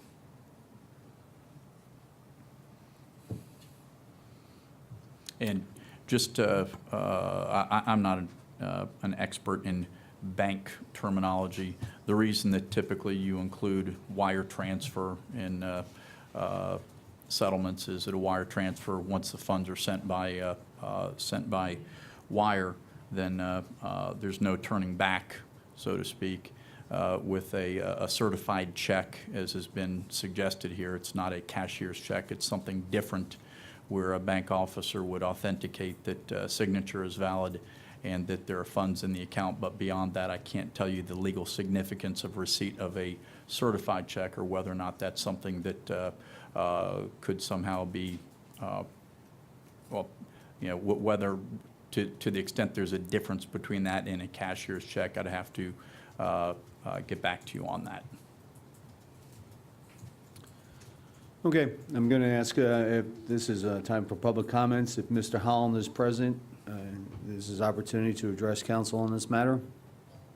I do not see him coming to the podium. Is there anyone from the public who would like to comment on this item? Seeing none, we'll move on to council discussion regarding this latest change of events. Well, I have a question. You've given us this new language. It's kind of a round-robin sentence here. It is, and to the extent that, we presently have a case pending with Mr. Holland, and there are going to be discussion about the merits of the changes in the settlement agreement. I would personally be more comfortable discussing that in the context of a shade meeting with you prior to the next I city agree. council meeting, if that would be acceptable. I agree. I felt the same way. I felt like this was more than we could discuss in public, so I would entertain a motion to, at our next city council meeting, to start at 5:30 to allow for a shade meeting, unless we have something already happening before that meeting. And if that's, you need a half an hour? No, this is something that we could discuss in perhaps 15 minutes. Mr. City Manager, can you look at the calendar and to Yeah, your we do. crystal We have ball? we have a redevelopment agency meeting at 5:30 scheduled for that date currently. At 5:30. At 5:30? Yes, ma'am. Would council be allowed to come at 5? Would that work for your calendar? So 5 to 5:30, have a shade meeting, 5:30 have the CRA meeting, 6 o'clock have council meeting. I'm not in favor of having a shade meeting. I'm in favor of telling him no. That language in there, I don't it's- see any reason to keep going back and forth. He wants to sell this property. He came to us. You want to sell the property? Sign the deal. I make a, well, you already, did you make a motion? No, there's no second. I Well, said I would entertain making a motion, but I I will don't know withdraw what the we need to do motion. here, but if it's procedurally appropriate, I make a motion that we disapprove the resolution. It's that simple. I'm not going to agree to the language that he's put in there that he I would wants second to. that so we can discuss it. Yeah, he wants to, if sometime down in the future, some court gives us attorney's fees, we're gonna Yeah, yeah. refund the 50,000. No, let's not even do this. You wanna sell the property or not? So just tell him no. Council Member Chor, have any comments? We've spent way too much time on this. We have a $200,000 lien on this gentleman, and if you want this, take it. If not, have a nice day. Exactly. Very simple. Councilmember Donahue? I'm fine with that. Okay, well, let's just continue our meeting so we can hopefully get people home before the sun comes up tomorrow. It's not per the usual. The motion has been made and seconded that we don't agree to this item. I agree with Councilmember Ross. We were asked by them to come forward to help expedite processes for him. Last minute dealing, given ample amount of time, doesn't seem like it puts us in a favorable position. So I agree with the motion made by Councilmember Ross. If there's no further discussion, all those in favor of Councilmember Ross's motion signify by saying aye. Aye. Aye. All opposed, say nay. Motion is carried. We're going to move on to item 7, council business, which is item 7A, the first one, and I'll turn this over to the city manager. This is regarding special meeting dates to conduct city attorney interviews. Thank you, Mr. Vice Mayor. Stevenson. At our last meeting, we had talked about scheduling a special meeting in order for council to conduct interviews with the applicants. We had provided, at that point in time, all the applicants that applied for the city attorney's position. We had made a recommendation to council to look at 3 in particular. We had been instructed after that meeting to see if we can find an accommodating date for everybody to hold those meetings. It appears as if September 8th was the meeting. We kind of came up with 3 different options for council. September 8th seemed to be the best date for everyone. I believe that is a Friday. I think that since our last meeting, there were 2 other applicants that came in. I think you were provided with those as well. I've not had an opportunity to interview any of those applicants. That would be up to council to decide whether or not they want to include those 2 applicants as well. Right now, my recommendation is to look at the 3 that we had shortlisted for council and conduct these interviews on September 8th at a special meeting. That special meeting would have to be approved by council. Okay, council. It appears that we had 3 dates that were possible, and the only one seems to be Friday, September 8th, that everyone is available. That good for everybody here? Good for, I guess we'll need a motion to go ahead and set a special council meeting on September 8th at 9:30 in the morning to conduct city attorney interviews. If that's acceptable, I'll entertain a motion. I move to schedule a special meeting of the city council for city attorney interviews on September 8th at 9:30 a.m. The motion, is there a second? Hold on just a second. Okay. I didn't realize it was in the morning, I gotta make sure, yeah, that's okay. All right. Good. Second. Okay, there's your second. Is there any further council discussion? I just want to, just on the record, that I haven't made it through all of the resumes yet, so we're setting the date, but we still have the option of suggesting that we invite more than the 3 finalists. We can do that. Now that we know that we're going to do this on the 8th, we'll try to set some calendar and share that with the council. I'm probably anticipating an hour interview for each candidate and a half hour in between, just to kind of give you an idea. There'll be a break for lunch. We've kind of mapped this thing out a little bit so that we're out of here early afternoon. Based on interviewing the 3 candidates. If there's another candidate, certainly it will go later than that. But if there is another candidate that council would like to engage in a personal interview, I need to know that information. Yeah, I'll get it to you. Yeah. Councilmember Dunny. I do want to add a candidate. The 3 that you advised, I mean, I've actually ranked them, but I won't give you what that is at this point. But I would like to add Mr. James Craig to the list to be interviewed. If I'm not, I think that's one of the ones that came in That's late. one of the ones, yes, Okay. and we did get that We'll application. get that paperwork together, and we'll make sure that we include him, if that's council wishes. Anybody else? Yeah, wasn't there 3 and then 2 more jumped in? Right. Right. Of the, There were 3, One and jumped out, so we had 2, and then 2 new ones jumped in. Is that what I understood? there were 2 new applications that we received.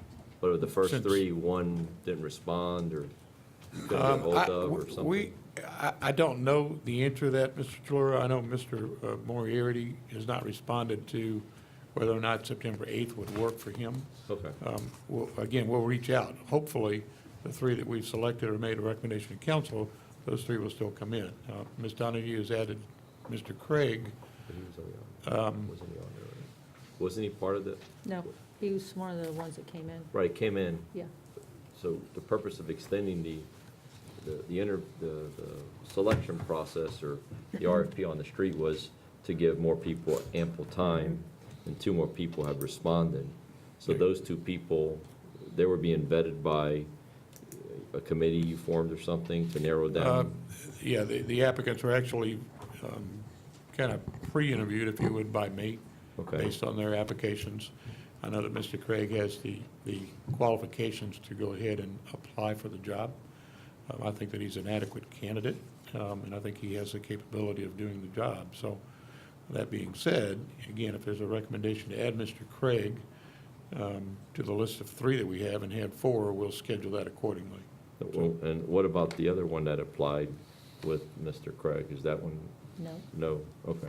That's up to this Not- council to not- tell not- me not who they to me. want on the He list. did not so. qualify. Well, I didn't go that far with it yet, but I'm asking you, based on your vetting process, did you vet the two that came in after we closed and opened again? No, I did not. Okay, so you, based on what Ms. Donahue said, we're bringing one in. Did you look at the other two and vet them as well, or? We did look at their applications, yes. Okay, so they didn't meet the criteria that you were looking for originally? Exactly. Okay. The All right, other that's all one, I- I can't, yeah. Okay, I mean, I'm good with adding Mr. Craig. Okay, I that's think fine. that he's probably a viable That's candidate. So, all right. So we're going to do the interviews, and then after the interviews, is there going to be sort of a council meeting to discuss what our conclusion is, or what happens then? we'll have to Normally, get, when we've done these in the past, with the city manager or whatever we've done, we do the interviews, and while everything's fresh in your head, then we convene as a council, special council meeting, whatever you want to call it. that would be the appropriate way to do this, yes. I'm just So- trying to make sure we're all on the same page. I mean, the special meeting is to have the interviews and to have council discussion. Okay, So all right. It is a special It's part of your plan, okay. part of the plan. All right, perfect, thank you. Well, that was part of the motion. Okay, I to- wasn't to- listening. To create a special I just meeting. want to make sure. Thank you. Just prior, because this motion's been seconded and discussed, just prior to this, because this is agenda item and I didn't have it on here, I have a question for the city attorney. Apparently, someone is asked to speak on this item from the floor, from one of our citizens. Is that appropriate? Certainly, you have your rules of procedure allow people to come up and speak on almost any item on the agenda, and if it's, so long as it's not a public hearing, they're limited to 3 minutes. Okay. Thank you. So prior to voting on here, I do have a request to address us on this agenda item regarding the city attorney from Kimberly DeFusco. Ma'am, you have, state your name and address to speak to council, and you have 3 minutes, please. Good evening, Kimberly DeFusco, 5902 Stratton Park Drive. I just wanted to take a couple minutes in order to reiterate some of the concerns about hiring in-house attorney, or maybe factual pieces rather than concerns, that came up at the last meeting. In reviewing the minutes of the last meeting, I did see that Board Member Donahue reminded or brought back up again that this is an effort in cost savings, and that should it not be a cost savings, it should be something that we decide not to do, that it shouldn't be all in with both feet. And the other piece that came up at the last meeting that I read also in the minutes is that our city manager Stevenson stated that it was going to be looked at whether the potential new in-house attorney would be hiring their own staff. And these are some cost pieces that I believe absolutely need to be considered and budgeted for before the decision about hiring an in-house attorney. Just looking at some numbers, and not to number dump, but when looking at like what Lakeland and Plant City, both cities that have inside attorneys and what they pay for the salary, we're looking at potentially $175,000 to $200,000. Then you add benefits on top of that, and then you're looking more like $225,000 to $260,000 when you add the salary plus a benefits package. And we're looking at minimum staffing of a legal secretary. Legal secretary conservatively makes about $30,000 a year. You add benefits on top of that, and we're looking at $39,000 to $40,000 a year just for a legal secretary. The potential for a paralegal, which would be wise for an attorney to have access to, that does their legal research or legal assisting. Conservatively, that's $40,000 to $45,000 for someone with very minimal experience. You add a benefits package on top of that, and we're looking at $52,000 to $58,000 or $60,000 for a paralegal. You add all of those numbers up, and that's a much higher cost than what we've been talking about, which is the salary of a city attorney. And so if that the internal cost, or the cost of an internal or inside attorney is significantly higher than what we're paying for external, I would like to make sure that we have a bailout clause here before jumping in with both feet. So the decisions about whether they are hiring staff how much staff they are being allowed to hire, and what's reasonable for them to do their job successfully without adding additional duty roles onto our already spread thin staffing that we have here at the city. Those things need to be considered and determined before selecting an attorney and then turning it over to them what staff they would like to hire. Thank you. Thank you. Thank you. We have no other comments from the public regarding this item. Seeing none, the motion has been put forth and has been seconded regarding the date and time to hold the interviews. If there's no further council discussion, all those in favor signify by saying aye. Aye. Aye. All opposed say nay. Okay. Do we need to vote to add the four, or we just take that? I don't know that we need, Okay. I mean, if, it would be nice to know that we've got consensus on the board to Okay, is to add there that any, in. I have no objection to that. Okay. Councilman Shalora, I'm good with it. Councilman Ross? I'm good with it, I just don't want that list sealed, because as I said, I didn't get a chance, I mean, I've been reading budget, I've been reading, so I want to, I mean, I don't want to interview 8 people, but if I see somebody like you did that jumps out, I want to reserve the right to add them to the list. I think it just would need to be done fairly expeditiously for Charles to get the scheduling done, I believe. Okay. Getting used to long days. The next item is, on council business, is item 7B, which is a selection of a charter review committee.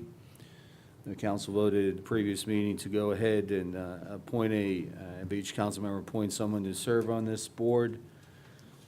So I will go and ask each council member. I believe we'll start with Charles, because Councilmember Gorlic is not here, but I believe he did send you an email regarding who he would like to appoint to the Charter Review Committee. He did, Mr. Vice Mayor. I've got an email from Mr. Pagorlich. Certainly, he indicated to me that he would not be here for this evening's meeting. Friday afternoon, or Friday morning at 11 o'clock in the morning, he says that my nomination for the Charter Review Committee would be Mel Dorado. Okay. That was shared with me last Friday. Okay, Councilmember Ross. I'm appointing former Mayor Joe Afrani. I am appointing James Chambers from the former rec department head. I'm appointing Robert Fernandez, former county manager, and currently serving the city of Temple Terrace on the Temple Terrace Police Pension Board. Councilmember Shalora. Mr. Gilsher, sir. Okay. I have a question. I'm sorry, I Yes. didn't get your name. Gil Schlichler. Okay. I have a question. Yes, I know that these are all wonderful names, and there's not a person here who is not serving the community currently, or one of them is hoping to serve the community in an even greater amount, and that would be Dr. Gerardo, who is looking to be she's currently one of the candidates for mayor. So my concern is, since it's been discussed about the role of the mayor, would this not be, this group is getting ready to start their work, but if she is successful and becomes the mayor, then she will have to step down, because I don't believe she could serve on a committee that makes a decision as to whether to put forward to the voters. I mean, it just seems to be a conflict there. So I just would entertain discussion on that. I mean, tell me how you feel. I don't know if Dr. Gerardo, I don't know that I need to ask you for your opinion. Of course, I think you would serve well. I know you would serve well. I'm just concerned that there would be a conflict here, having her serve on the same charter review that is going to consider the issue about the nature of the mayor. According to the minutes I read of I hear what you're saying, but the minutes I read of the last charter review that was conducted 2005, 2006, Mayor Barford served on that commission. So this was done at the last time. if that's a precedence, and then I would have no objection. Yeah. That's what I read. I don't know that from personal experience, but when I did the research into this prior to making this motion, that's what, I mean, she was on it. She was currently serving as the mayor? Yeah, yeah. Hmm. So I'm not arguing whether it's a good idea or not. I'm just pointing out that it's been done. The last time this was done, it was done. Okay. Okay, since we're discussing this and it is on the agenda, before we take any action on this further, I know some of the people are here. First of all, I'm going to ask for if there's anyone that has been named here as an appointee by the council would like to address council or say anything. I'll ask if there's anyone from the public who would like to make any comment on this. Councilmember, Ms. Fernandez, name and address, and you have 3 minutes, please. Allison Fernandez, 6601 Heatherton Court. I actually just have some questions for you about the procedure. One, are the people on this committee, because they're being appointed by you, bound by the sunshine laws? Also, what will be the mechanism for public input, and how will the public find out about when they might be meeting and when the public could give input on the things that this committee is discussing? And will they be discussing the entire charter or just maybe certain parts of it? So that's it. Is there anyone else who would like to discuss that? Councilmember Affronte, former Mayor Affronte. Yeah. Joe Affronte, 922 North River Hills Drive. I just recently served on the Hillsborough County Charter Review Board. I was one of the members. And what we did is first of all, we reviewed the entire document. You're talking about the meetings of the committee. And prior to our meeting officially that's- opening, yeah. we asked for people to come in and give their input.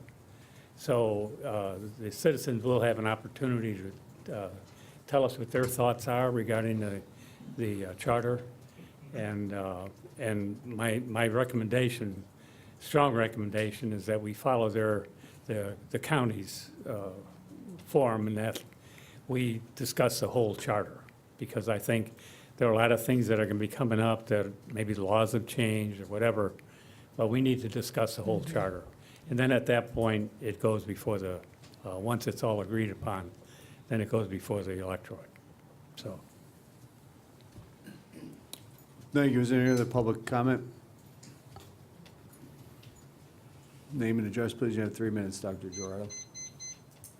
Mel Gerardo, 5406 River Hills Drive, and Vice Mayor Boss and council members, I would just share, if there's any level of discomfort or dis-ease with my appointment to this committee, I have no ego involved in it. So again, I'm very grateful that that council member put my name in. I'd be more than happy to serve, but I don't want to create any conflict or, again, any dis-ease with the council members. Thank you. Thank you. Is there any other comment? See none. I think, just to answer kind of the questions of Ms. Fernandez was up here earlier, we're getting to that part of our discussion on council right now, that we have a name from each council member, and we will, first of all, need to make a motion to accept these individuals as member of the Charter Review Committee. So if these names are acceptable, the I move to chair will approve. entertain a motion. There's a motion. Second. Is there a second? Is there any further council discussion? Seeing none, all those in favor signify by saying aye. Aye. All opposed say nay. Now we get to the other things. The committee is formed and to schedule a workshop to discuss the charter review process with the charter review committee and dates and such where they will have their public hearing, public meetings that will be open to the public, and as all public meetings have, we have them on pension board meetings. Everything else is always a time for public comment. And later on, once they make, so at their meetings, they will have an opportunity for public comment, as all of our school advisory board, library board, pension boards, River Watch Task Force, every single board has an opportunity for people to address the boards on items not on the agenda, which can be about anything. So those will be available for the public to comment then. But also, once a recommendation is made, that we'll be having public hearings on these items and the recommendations that are made to the charter for the public to have open hearings on. And I think as we discussed at the last meeting, and Councilmember Ross, I believe, brought it up that the charter is only 10 pages. We're not looking at the Encyclopedia Britannica here to rewrite, so I think with the capable people that have been nominated, it should go fairly quickly with the experience that they have. So now we have, I guess now we've got to come up with dates, because we've selected a charter review. Now we need to look at the dates for a review committee council workshop that would like to be held sometime in September. After that, we'll look at charter review committee meetings between September and December, a review of the review of the recommendations after that by the city attorney, and a draft ordinance prepared. Then we would, sometime in January, do a PIO to formalize the publicity of the plan. Then in January, we would have a presentation of the plan and public discussion of revisions. And early February 6th, which would be our first meeting in February, we would have a public hearing and first reading of the ordinance, and which would call for a referendum, and then we would have a second hearing on February 20th. And then our charter review revisions calling for a referendum and adoption of a resolution with ballot language would be on March 6th. And then there's a couple of dates in reserve, and then we would, if approved, we would submit the ballot language to the Hillsborough County Supervisor elections on August 28th to be put on the ballot. So that's kind of the time frame. So I guess the next process we need to do is come up with dates for a charter review committee council workshop sometime in September. Can I, Councilmember Donahue. can I ask that we direct the city clerk to poll all of these very busy people and have them set their date? Because it's one thing for us to sit up here and tell them when they're going to meet, but it's another for them to, I mean, I'm sure she can do that by contacting each of them and finding that out. I mean, obviously, the date is set for the month of September, but I would hate to be the one to tell them what day and time they have to meet. Well, the first meeting is with us, so we have to agree to it also. I mean, we have to be available also.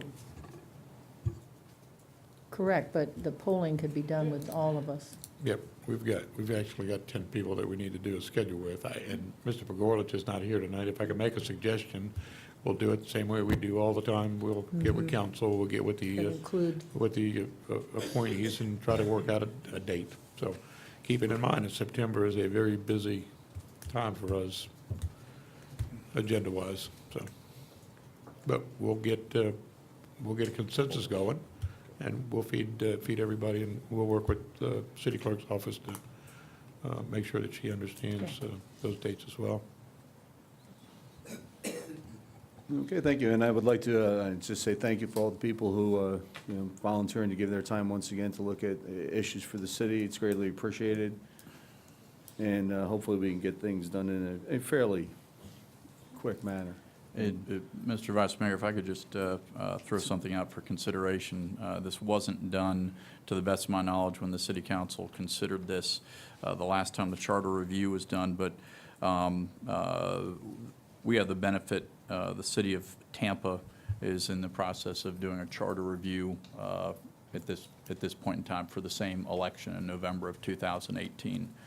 One of the things that they did in order to formalize some of what you just discussed is they adopted a resolution, and the resolution set forth a number of things, including the objectives of the Charter Review Commission, the date by which they would be required to provide a report to the City Council, appointment of individuals in case persons that were appointed to the Charter Review Commission for some reason could not serve, the term of the members, duties of the Charter Review Commission, including compliance with applicable laws, et cetera, what's a quorum of the commission to act, administrative support by the city, and general things like that. That may be something that, given some of the items you just discussed, would be you'd want to adopt something similar to set forth a little more structure to what your expectations are from the Charter Review Committee. Would that be something we do here and now? Or No, would that I- be something we would have prepared for like the September 5th? You could. Or the you- next council meeting? You could have that prepared for that or a later city council meeting. It's up to your pleasure. And just of note, and I don't know how they came up with their dates, but in the city of Tampa, the recommendations of the Charter Review Commission shall be submitted to the city council in written form not later than the first regular city council meeting in May of 2018. So they're giving their Charter Review Commission through May of next year to come back with dates. I don't know how they calculated that would work as far as adopting an ordinance and getting everything to the supervisor of elections. I'm just providing that to you so that you know. Okay, so we'll be looking at to formalize everything at one of the next upcoming meetings. I like the early, I would guess they probably have a little bigger charter than we have. And I think we'd be all more comfortable getting everything done and as quickly as we can rather than wait till May. So I think with the capable people we have on this group, we can get it done quickly with our dates and look forward to formalizing the adoption of the specific framework for this at the next upcoming meetings. And hopefully we'll get a meeting real quickly during September to go ahead and meet with everybody to talk about everything. That would be about it on this item. Anybody else on council have anything else on this? Well, I'm unclear of what we decided to do. Are we going to have a resolution prepared then, indicating kind of this timeline? Well, I think what you could do is simply ask the administration to work with me to prepare a resolution for your consideration, and you can decide if you like it, that you can go ahead and adopt it as is. If you think that something needs to be modified, you could certainly modify it. Okay. Is that the pleasure of council? I agree. Councilmember Chalour? You could have the workshop done. Okay. You could do it later. That would be the direction from council to go ahead and prepare that for us so we can formalize this ad hoc committee. Thank you. Is there any other council business?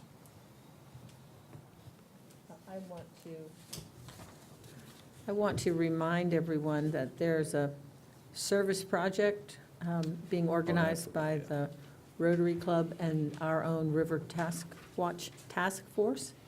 And I know that our own Nathan Redmond came in earlier. Well, he didn't come in tonight.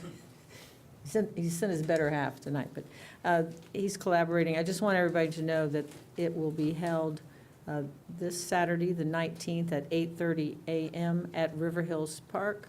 And the plan of action is that they're hosting a River Hills Park and Hillsborough River cleanup, and the opportunities for both boaters and non-boaters to participate.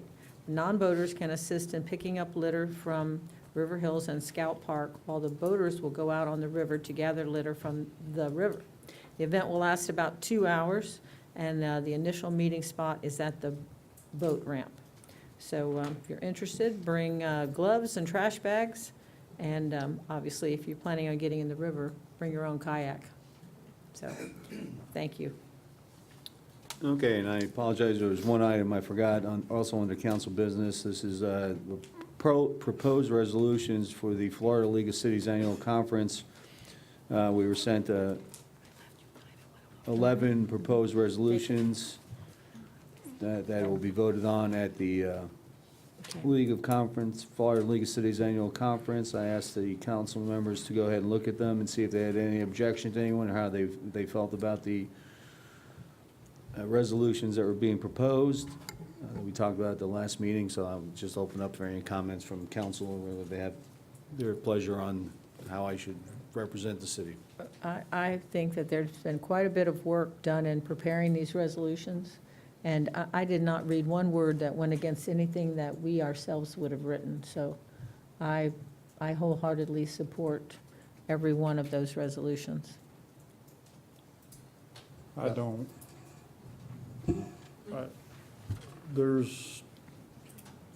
I don't know how you want to do this, go through them one at a time, because Well, there's 4 of them that I'm would be opposed to.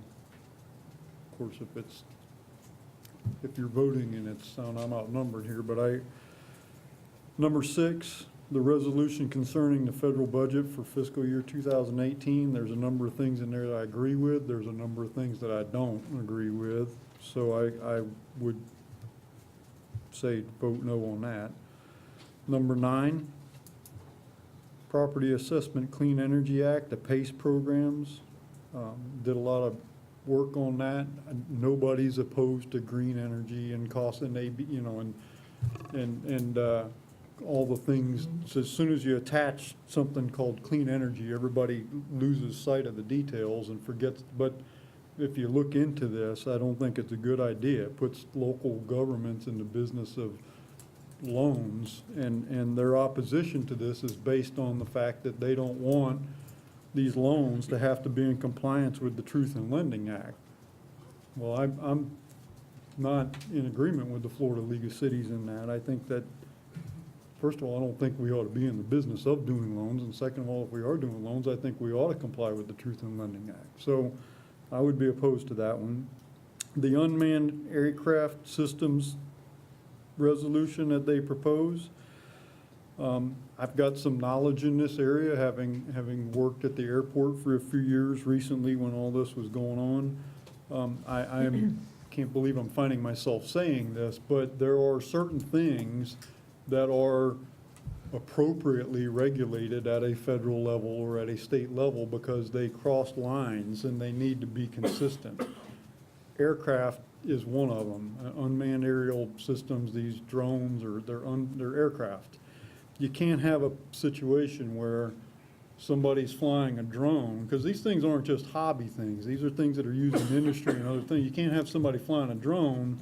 They crossed the line from Polk County into Hillsborough County into Temple Terrace and into Tampa, and they've just had 4 different sets of regulations applied. How in the world can you do that? So I would agree with the federal regulations the way they are. The FAA has spent a lot of work and a lot of money putting in regulations to regulate UASs, and I think they've done a fairly good job of it. And now the Florida League of Cities wants to say that we should be able to set our own standards, and I disagree. So I would vote no on that. The FEMA de-obligations, number 11, that's another one that if you read it on the surface, it's a feel-good thing. Oh my gosh, FEMA's going to de-obligate stuff that they've already committed to. But if you do your homework and you realize what they're really doing and why they're wanting to detangle from some of the stuff, it's because local jurisdictions haven't done what they were supposed to do and gotten their bills in time. So FEMA's on the hook holding money for projects from hurricanes that occurred years ago, and the local jurisdictions didn't get their stuff in time. So I would vote no on that too. A lot of these they look great. You know, the resolutions read fine, you know, the whereas, and you get to the bottom of it and you're like, oh my God, they want to do away with clean energy and they want to do away with, but if you do the research into the background of these things and the details, you find out not so much. So my opinion is no on 6, 9, 10, and 11, for what it's worth. I don't have the numbers.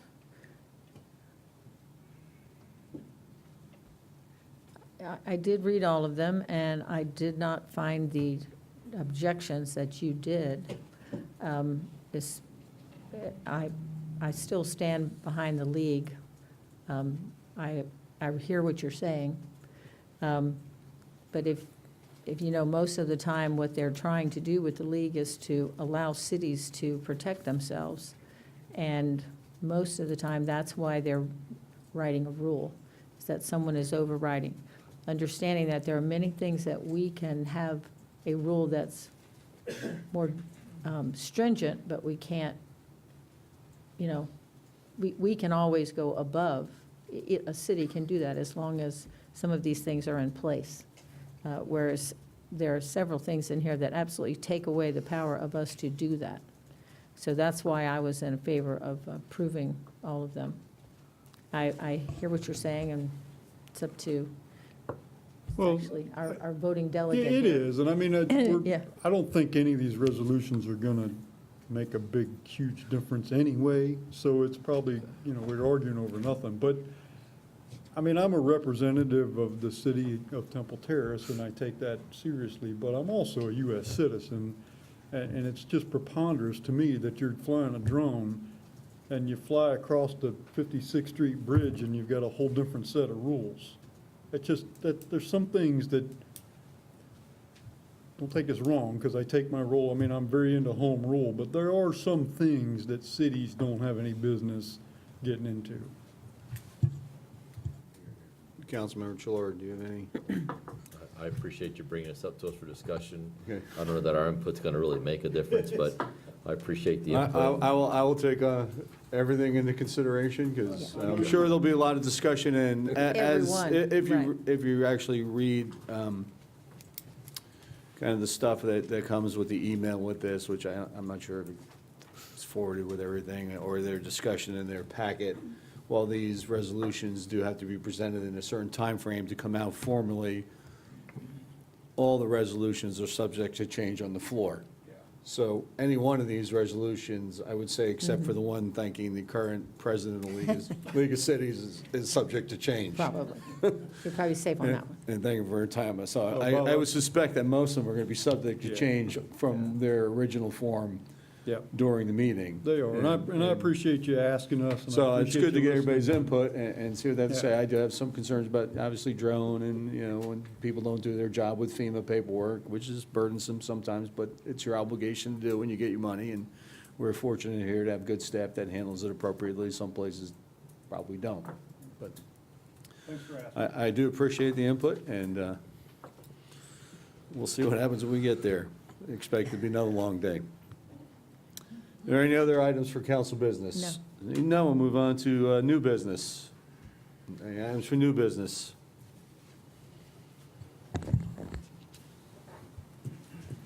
Any items for new business? See, oh. Well, I think you Yep. definitely Oh, have we some do. new Okay, business. hold on. Well, that's coming under the city manager's report. Oh, it is? So we'll move on to the city manager's report. The first item, what? Hold on. It's other new business. Oh, I'm sorry. No, It- okay. it- It transposed under city manager report. All right, so this will be item A under new business.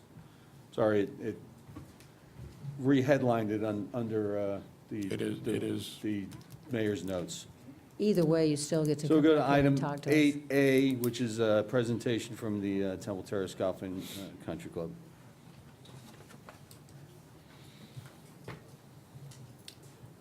Thank you, Mr. Vice Mayor. Don Whittemore. I'm the president of Temple Terrace Golf and Country Club.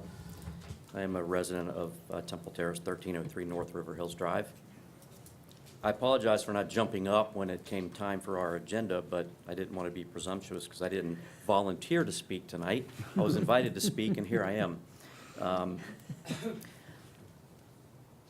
The last time I appeared in front of you, I reported as to the developments with the club's former management company, Integrity, and how they abruptly terminated the management contract that we had been operating under for about 15 months or so. And I also reported as to what the board of directors and the club's plan was at that time and what we had done in terms of rehiring employees, procuring insurance, and basically stabilizing the club in order for it to continue to operate without any real apparent change from a day-to-day standpoint. Since then, I think I'm happy to report on some developments with the club, and I'm also happy to report as to what our plan is. The agenda makes reference to a business plan. As I understand a business plan, it is a very detailed plan, and I'm not here to tell you that we have one yet. It's simply not been practicable to develop a detailed business plan without a lot of hard work, a lot of due diligence, a lot of study, and quite frankly, advice from consultants in order to develop that plan. But that is on the horizon. What I would like to do is tell you, where are we right now? Where have we been? Where are we headed? We're in August. We got through July. we got through the first month of June. We were able to develop enough revenue from our members through dues revenues and food and beverage operations, outside play of the golf course, use of our banquet facility to some outside groups, et cetera, the normal activities that our club typically does. We're able to develop enough revenue to pay our basic operating expenses. We've paid all our employees, we've paid to keep the lights on, for lack of a better word. The projection is that we are similarly going to be able to do that this month in August. We do project a shortfall in September. The reason for that is twofold. Primarily, we have 3 payroll periods in September, which puts an added burden on the club and its operating expenses. We also have had some unexpected and unanticipated expenses through our operations, several items of which were things that Integrity should have paid for. We did not know they had not been paid at the time we resumed management of the club. Those 2 items have added up to an amount that we do project a shortfall in September, and as I'll discuss with you, we have a plan to address that. Membership at the club currently is approximately 160 full voting members. Those are the folks who, from a dues standpoint, fund a significant portion of our operating expenses. That is down considerably over our historical numbers. It is probably one of the reasons we face ourselves in an uncertain time right now. We also have approximately 250 social members. They also provide significant dues revenue, and they utilize the club facilities for food and beverage operations that generates revenue in that department.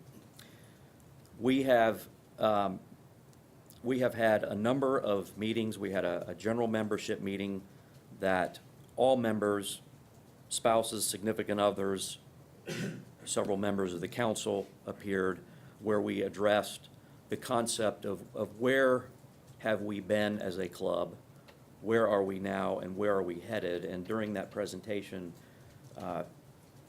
I tried to make it very clear that the club and this city have been sisters for nearly 100 years.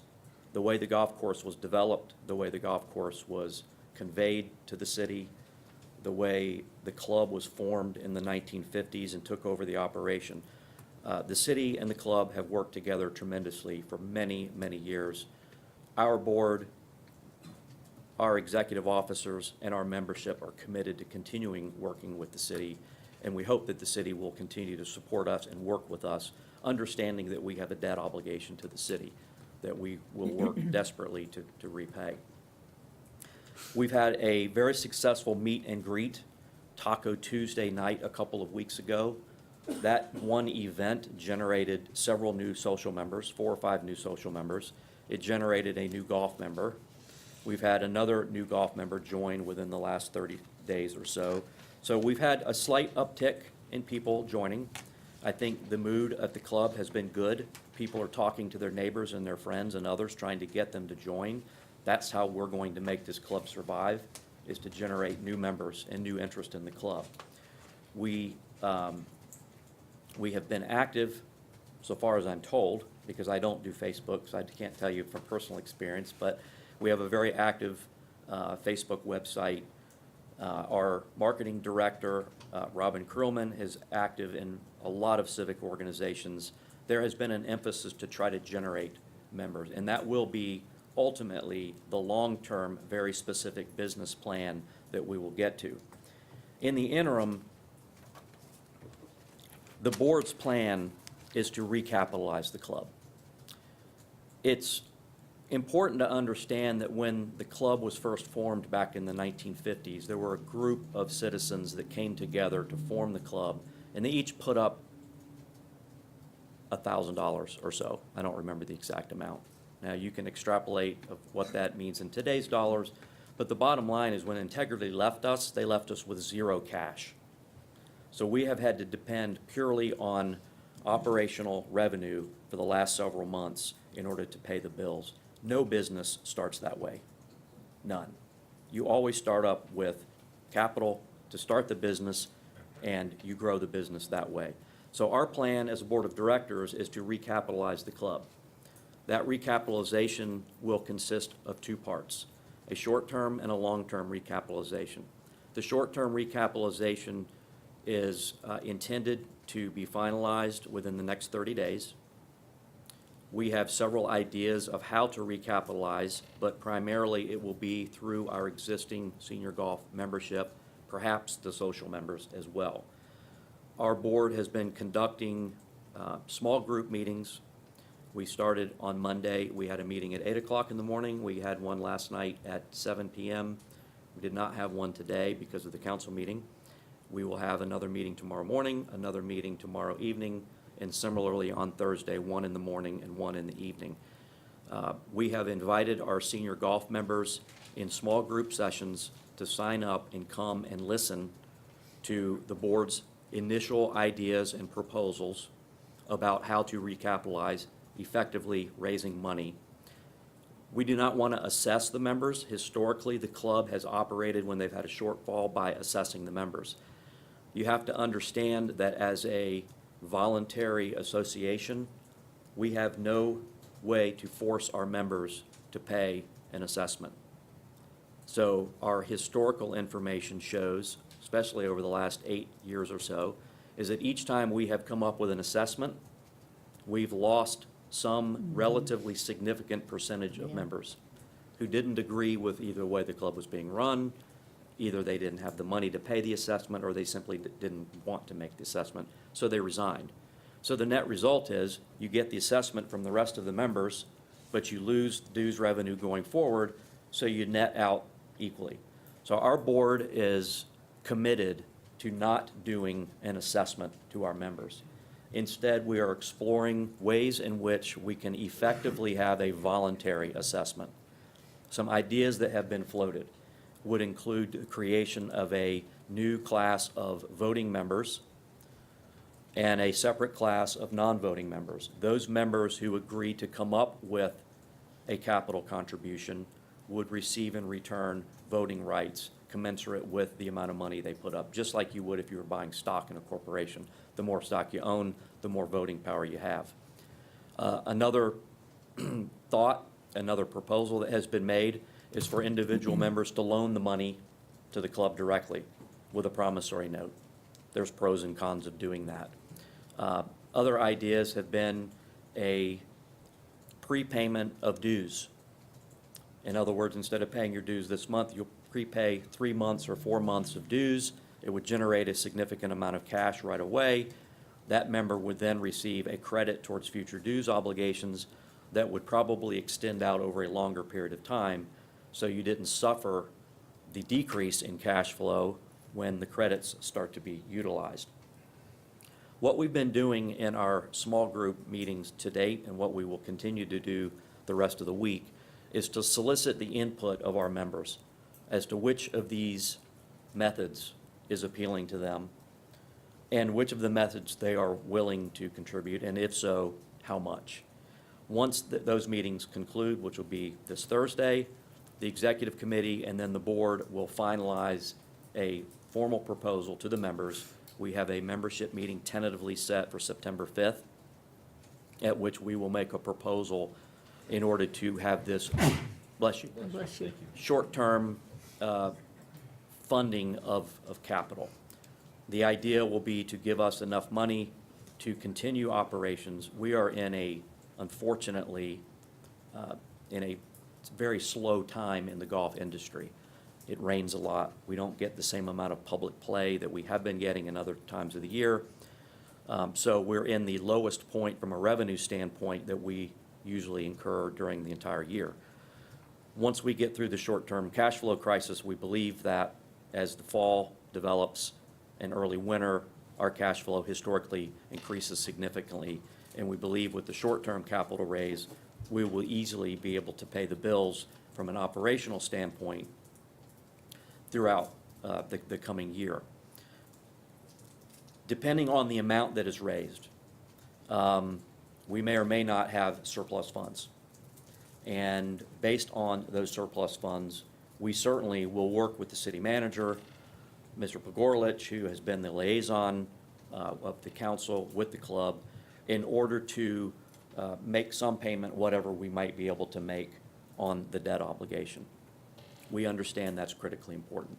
We would simply ask the council's patience. We know that this patience has been going on for several years. We lost a year and a half with the integrity deal. I think all of us, including this council, thought that that was going to work out well. It did for a while. The city was paid for a while on that loan, but obviously when they left, we haven't been in a position to make the payment that was recently due on July 1st. That's the short-term recapitalization plan.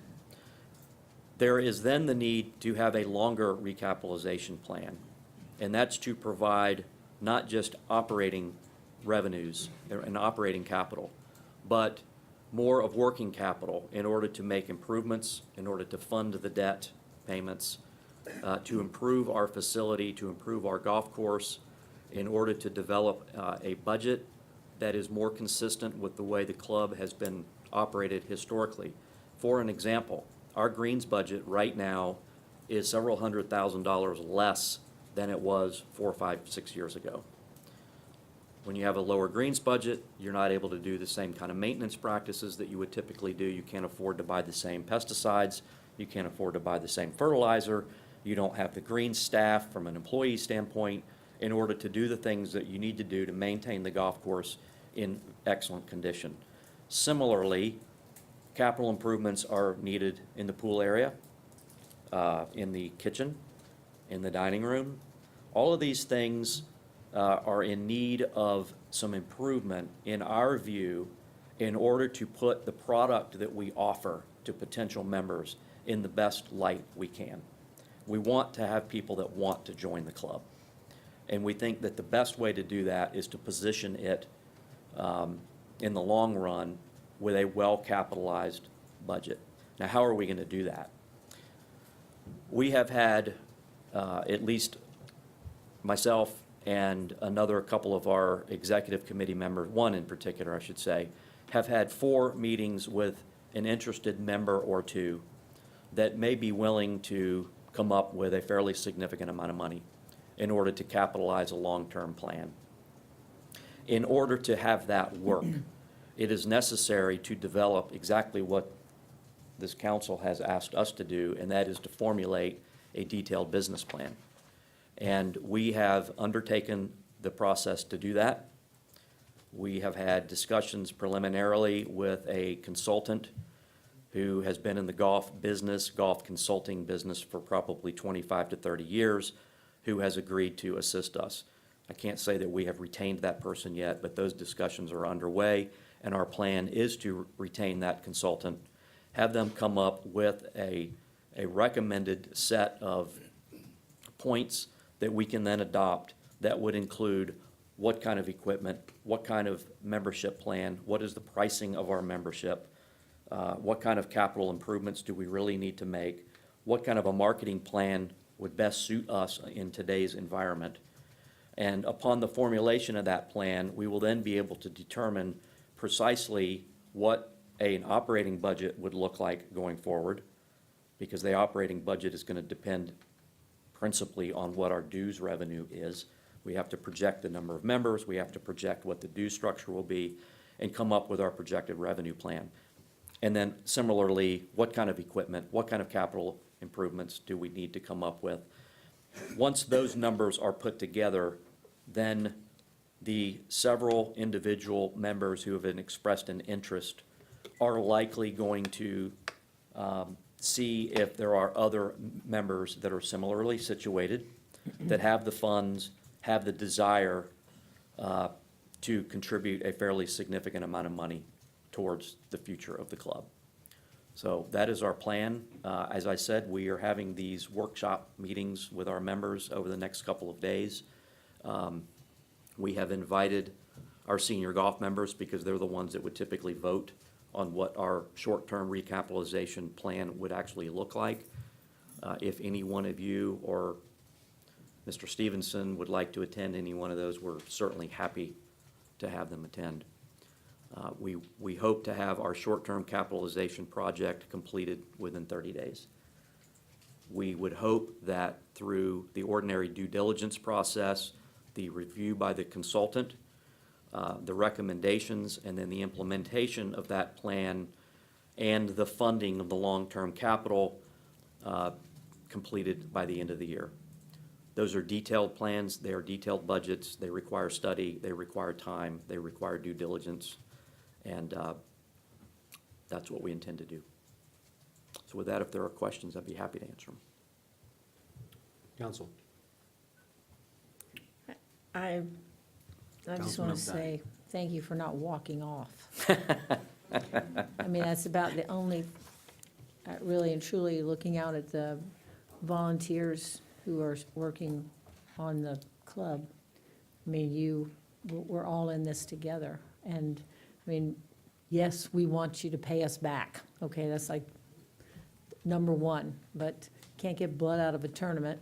Not a tournament, yeah, I'm thinking of That too. golf tournaments, yeah. You can get one out of a tournament. How about let's have some of those?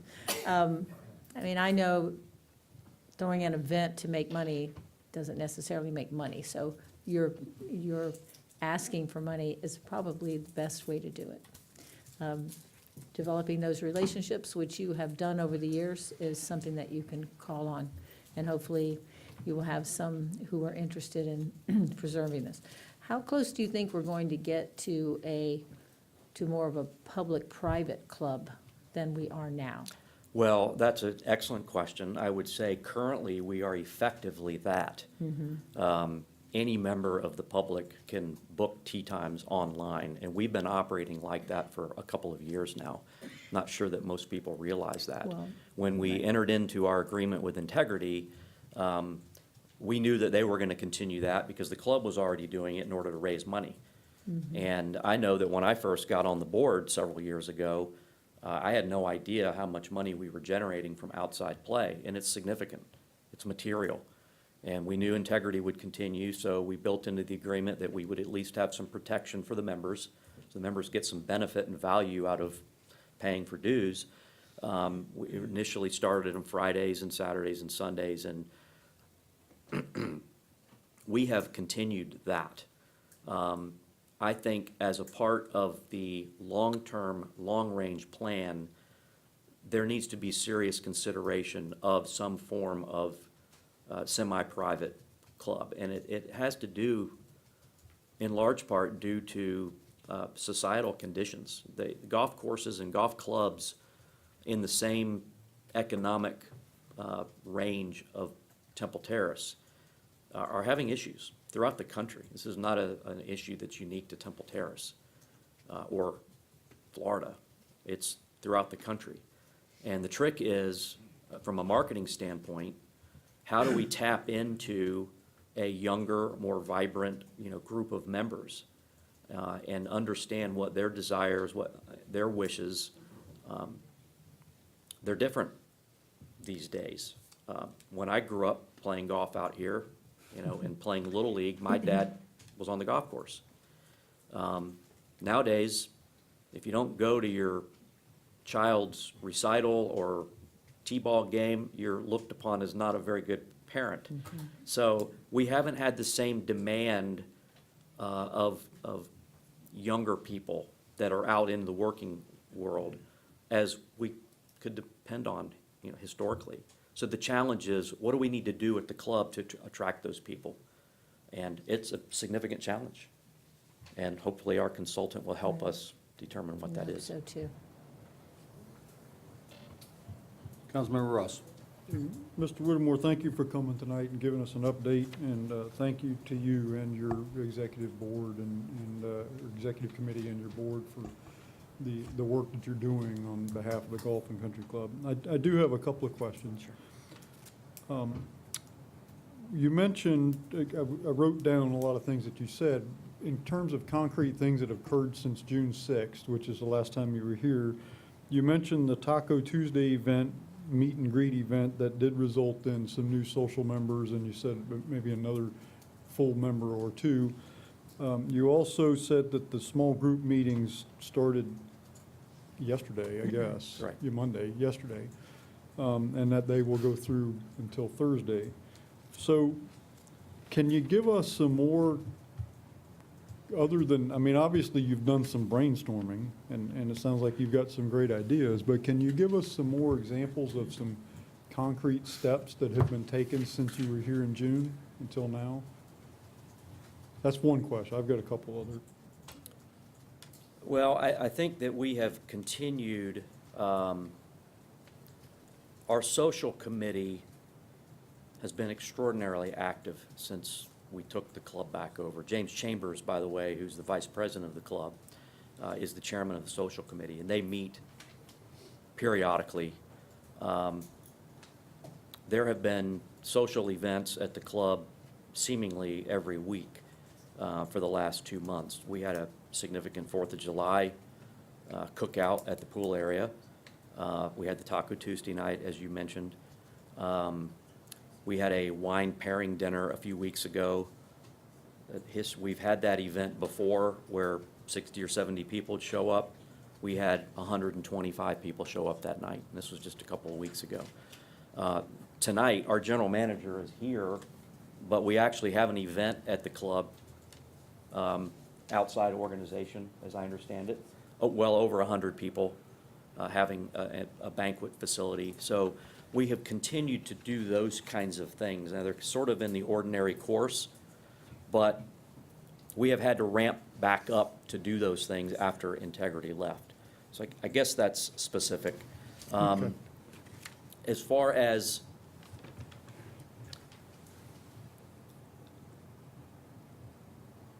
I guess outwardly and publicly, it's more difficult to answer your question. But I can tell you that there have been numerous meetings of our executive committee.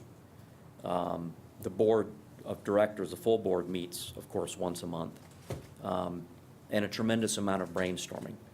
I mentioned that one of the other officers and I, John Nertney, have met with an interested member on this long-term capitalization approach. We've had at least 4 meetings, including one today. So I feel like we've done a lot. It's difficult to sit here and give you very specific details without sort of preparing for that question ahead of time. Okay. Have you, I noticed right after you were here in June, right after Integrity left, that the prices were lowered. And I noticed that because my bill went down, which I'm not complaining about, but it's not all about me. And so when I happened to be at the club during the day, and I asked Sean, and he didn't know who I was that day, but I says, you know, why is the bill going down? And I noticed that the meals have gone down and everything. And he said, well, we rolled back the prices to what they were before Integrity came in. And I said, and I didn't tell him who I was, but I said, I just have to wonder, is that a good idea when Integrity just pulled out and, you know, everybody's kind of gotten used to paying whatever we're paying, I don't even know. And now it's cheaper, which is great for me, but I don't know if that's a great idea or not. And he explained, we think it'll attract more members because we lost members when the prices went up and that kind of. So my question for you is not the wisdom of that.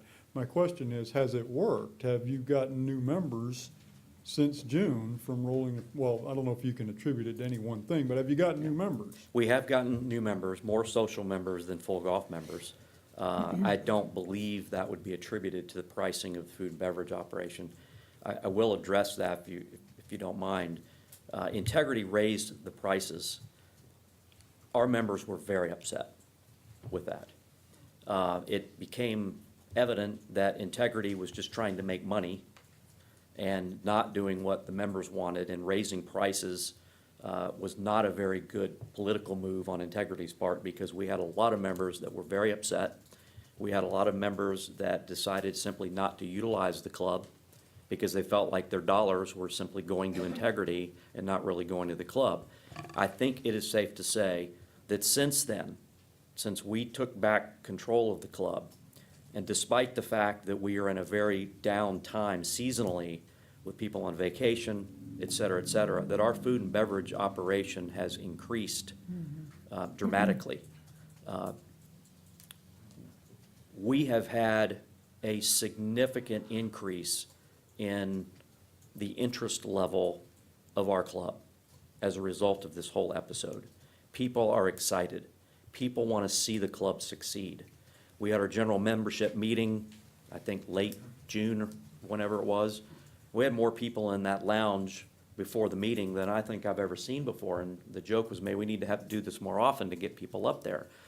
But we have dinners on Thursday nights and Friday nights. Those dinners have been extraordinarily well attended. So there was a detriment as a result of the price increase to people coming up. And we felt as a board and as an executive committee that we wanted to show our members when we took back the operation, we were going to try to do things that would create better morale with our members. And one was to roll the prices back to where they were simply 3 or 4 months earlier. Okay. Yeah.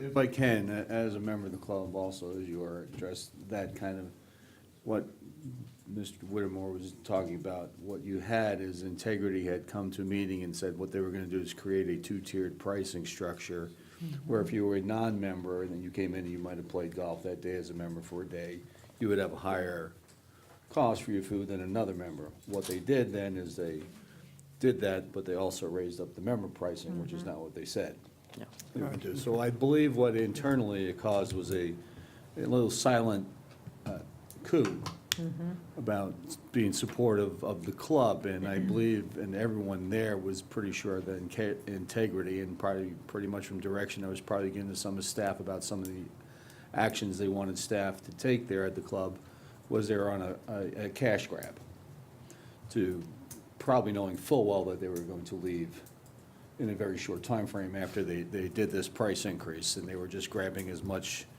income money they could, and were basically going to a major league sell-off of whatever they could in order to, line their pockets a little bit. And I think people are not ignorant there, and they kind of recognized what they were doing and were silently, or not so silently, but they were by failing to show up, protesting what had happened.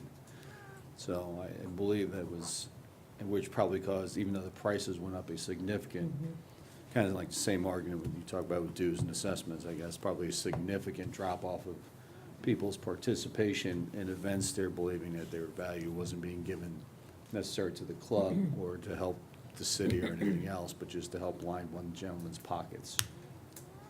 So that was a sense of discussion, since I'm there quite a bit of time, did quite different things on the golf course or in the lounge or at the pool, so I hear a lot of different things from a lot of different people, whether they're old golf members who've been there a long time, younger members who are new here with kids at the pool. And Integrity had left the club with quite a bit of a quagmire with the pool, which was disenchanting to some of the members. Unfortunately, through a hire by the club staff, a new person has come in who's done a fantastic job and has created more viability and another aspect of the club that social members with younger children can enjoy once again.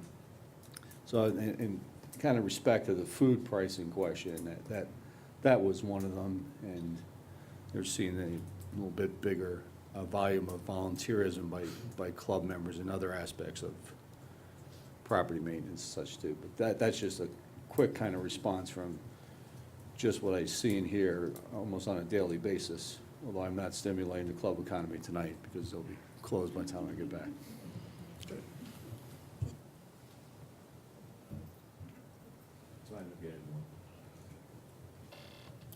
Any other comments? Councilmember Chilora.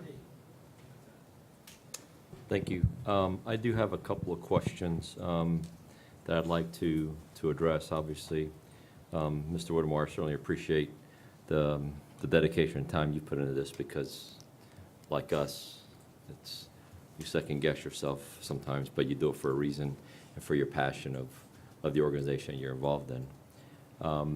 The city has served a demand letter upon the club because of our financial obligations. I need to see some more information on the club. I'd like to see some financials. Okay, I want to see what's going in and what's going out. I've been a very strong supporter of the club. I'm a social member. I don't golf, but I try to support in any way that I can. But we also have an obligation to our community. Our budget's coming up, and we're looking at multiple things. And what really scares the heck out of me is next year if there's going to be a referendum brought to the citizens on a millage reduction.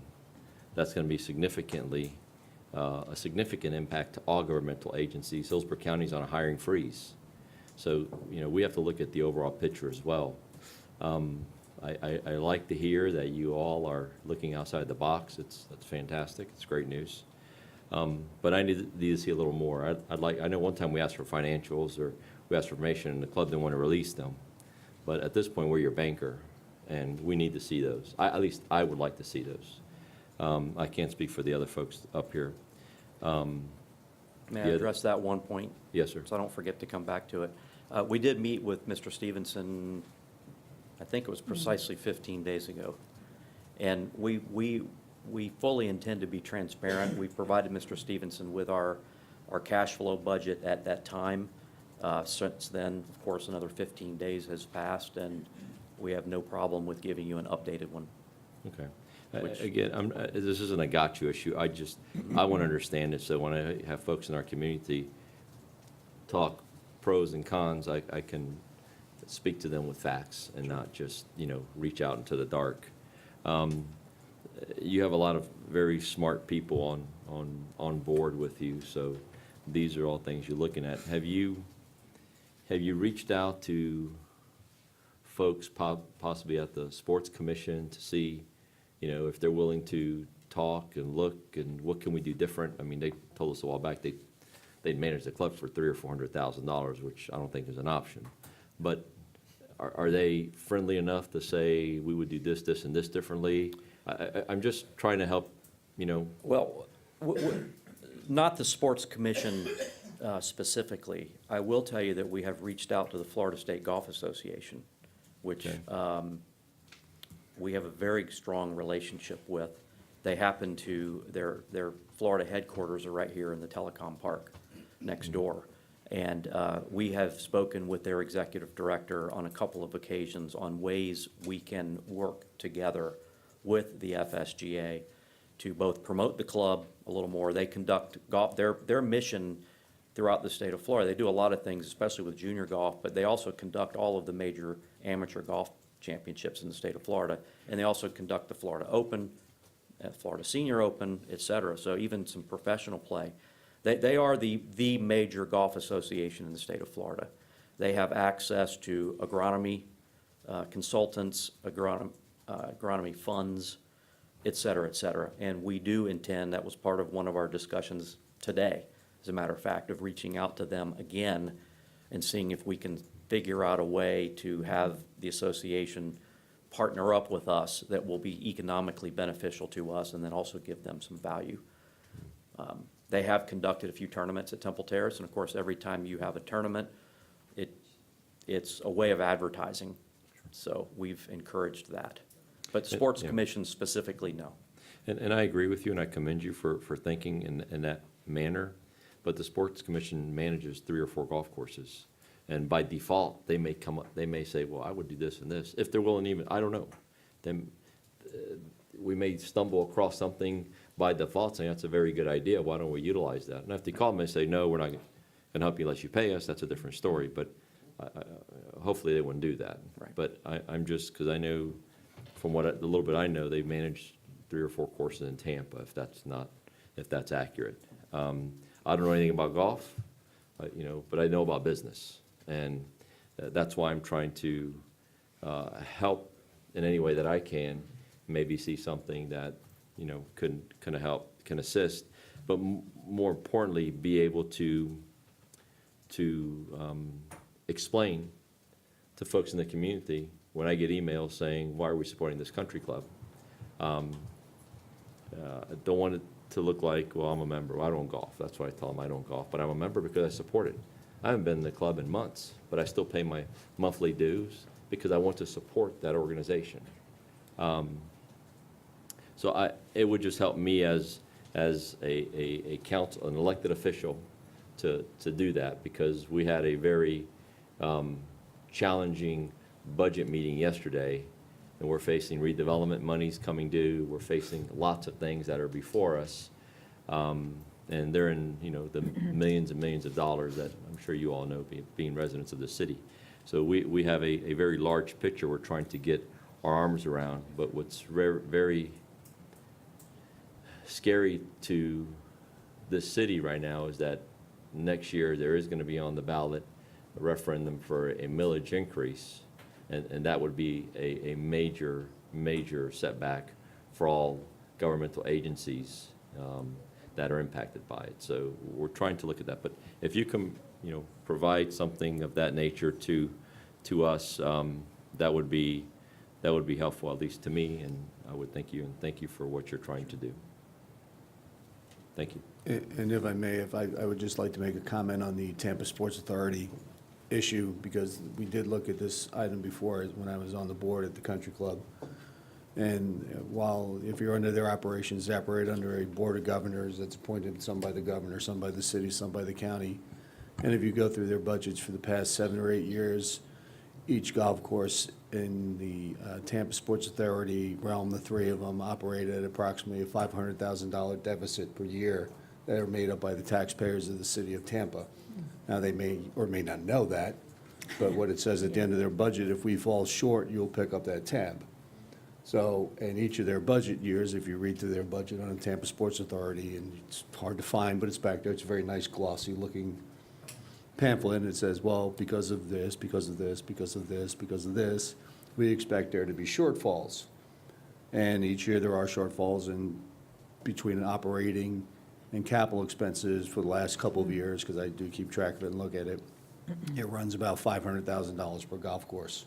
Now, they also operate separate from their golf courses, they operate the stadium and other things too, but for their golf courses, that's about for the 3 of them, comes out to about $1.5 million each year that the taxpayers in the city of Tampa pick up to operate those golf courses because they fail to go ahead and make the money necessary.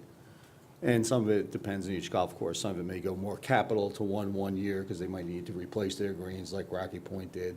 The other ones may need to go to operational shortfalls, or they have to buy tractors for another golf course. So we did look at that, and years ago they did, and they wanted about $300,000 or $400,000 from the club outside of the debt to the city to go ahead and operate and take over everything without any direction from anybody on city or from the club to handle any of the decisions made and go through their board of governors. So it's just as one of the items, and I think they have looked at it, but that's. I appreciate your input, Mr. Boss, but I'm in no way suggesting that they take over our operations. I'm just suggesting that they look and they see, can we do anything differently? The worst thing they could tell us is no. Doesn't hurt to ask. That's all I'm saying. I'm not suggesting going out and being under their control or contracting with them. I'm just saying, hey, when I get in a situation, I tend to ask. Even if I feel the answer is going to be no, I still ask. Worst thing is you tell me no, there's nothing else you can do. Okay, at least I went there. I opened that door, there was nothing there, I moved on. So they might be able to expose something and say, well, we do this and this, and we save a little money here. I mean, we might lose a lot more money on this side, and that might be an operation that we're doing that we could do differently. I don't know. I'm not the expert in that arena, but I normally go to the people that are experts in those arenas, and if they're operating 4 or 5, they may be operating at a loss, but they must be doing something that, City of Tampa, Mayor Buckhorn's not a dumb guy. He's a pretty smart guy. So there's a reason that they're there. I don't know what those reasons are, but I certainly would go, and I would make the effort to reach out to them and say, would you guys be willing to just overlook our stuff and see if there are any suggestions you can make? They said, no, we're not. Well, we tried. We went there. Just a suggestion. If you guys don't want to do it, great. I'm just trying to. No, thank you for the suggestion. Thank you. Are there any other comments from council? Councilmember One Ross. brief closing comment, and that is, Mr. Whittemore, I appreciate all the work that you and your board are doing, but I'd be disingenuous if I didn't tell you that I'm somewhat disappointed tonight. When I realize that a detailed business model takes time, perhaps more time than June 6th until tonight. I can live with that. But I was expecting something a little more than we've been doing a lot of thinking and a lot of brainstorming, I don't doubt that you have, and some of the ideas that you've talked about that you've talked about are good. I think they have merit, but I was hoping for some short-term stuff, some intermediate-term stuff, and then some longer-term. I mean, I was hoping for something tonight or in this packet that would have said, these are the things that we did boom, boom, boom in order to keep the lights on. You told us some of that verbally. We hired the employees, right? We did, you know, tell us about the pricing thing that we talked about.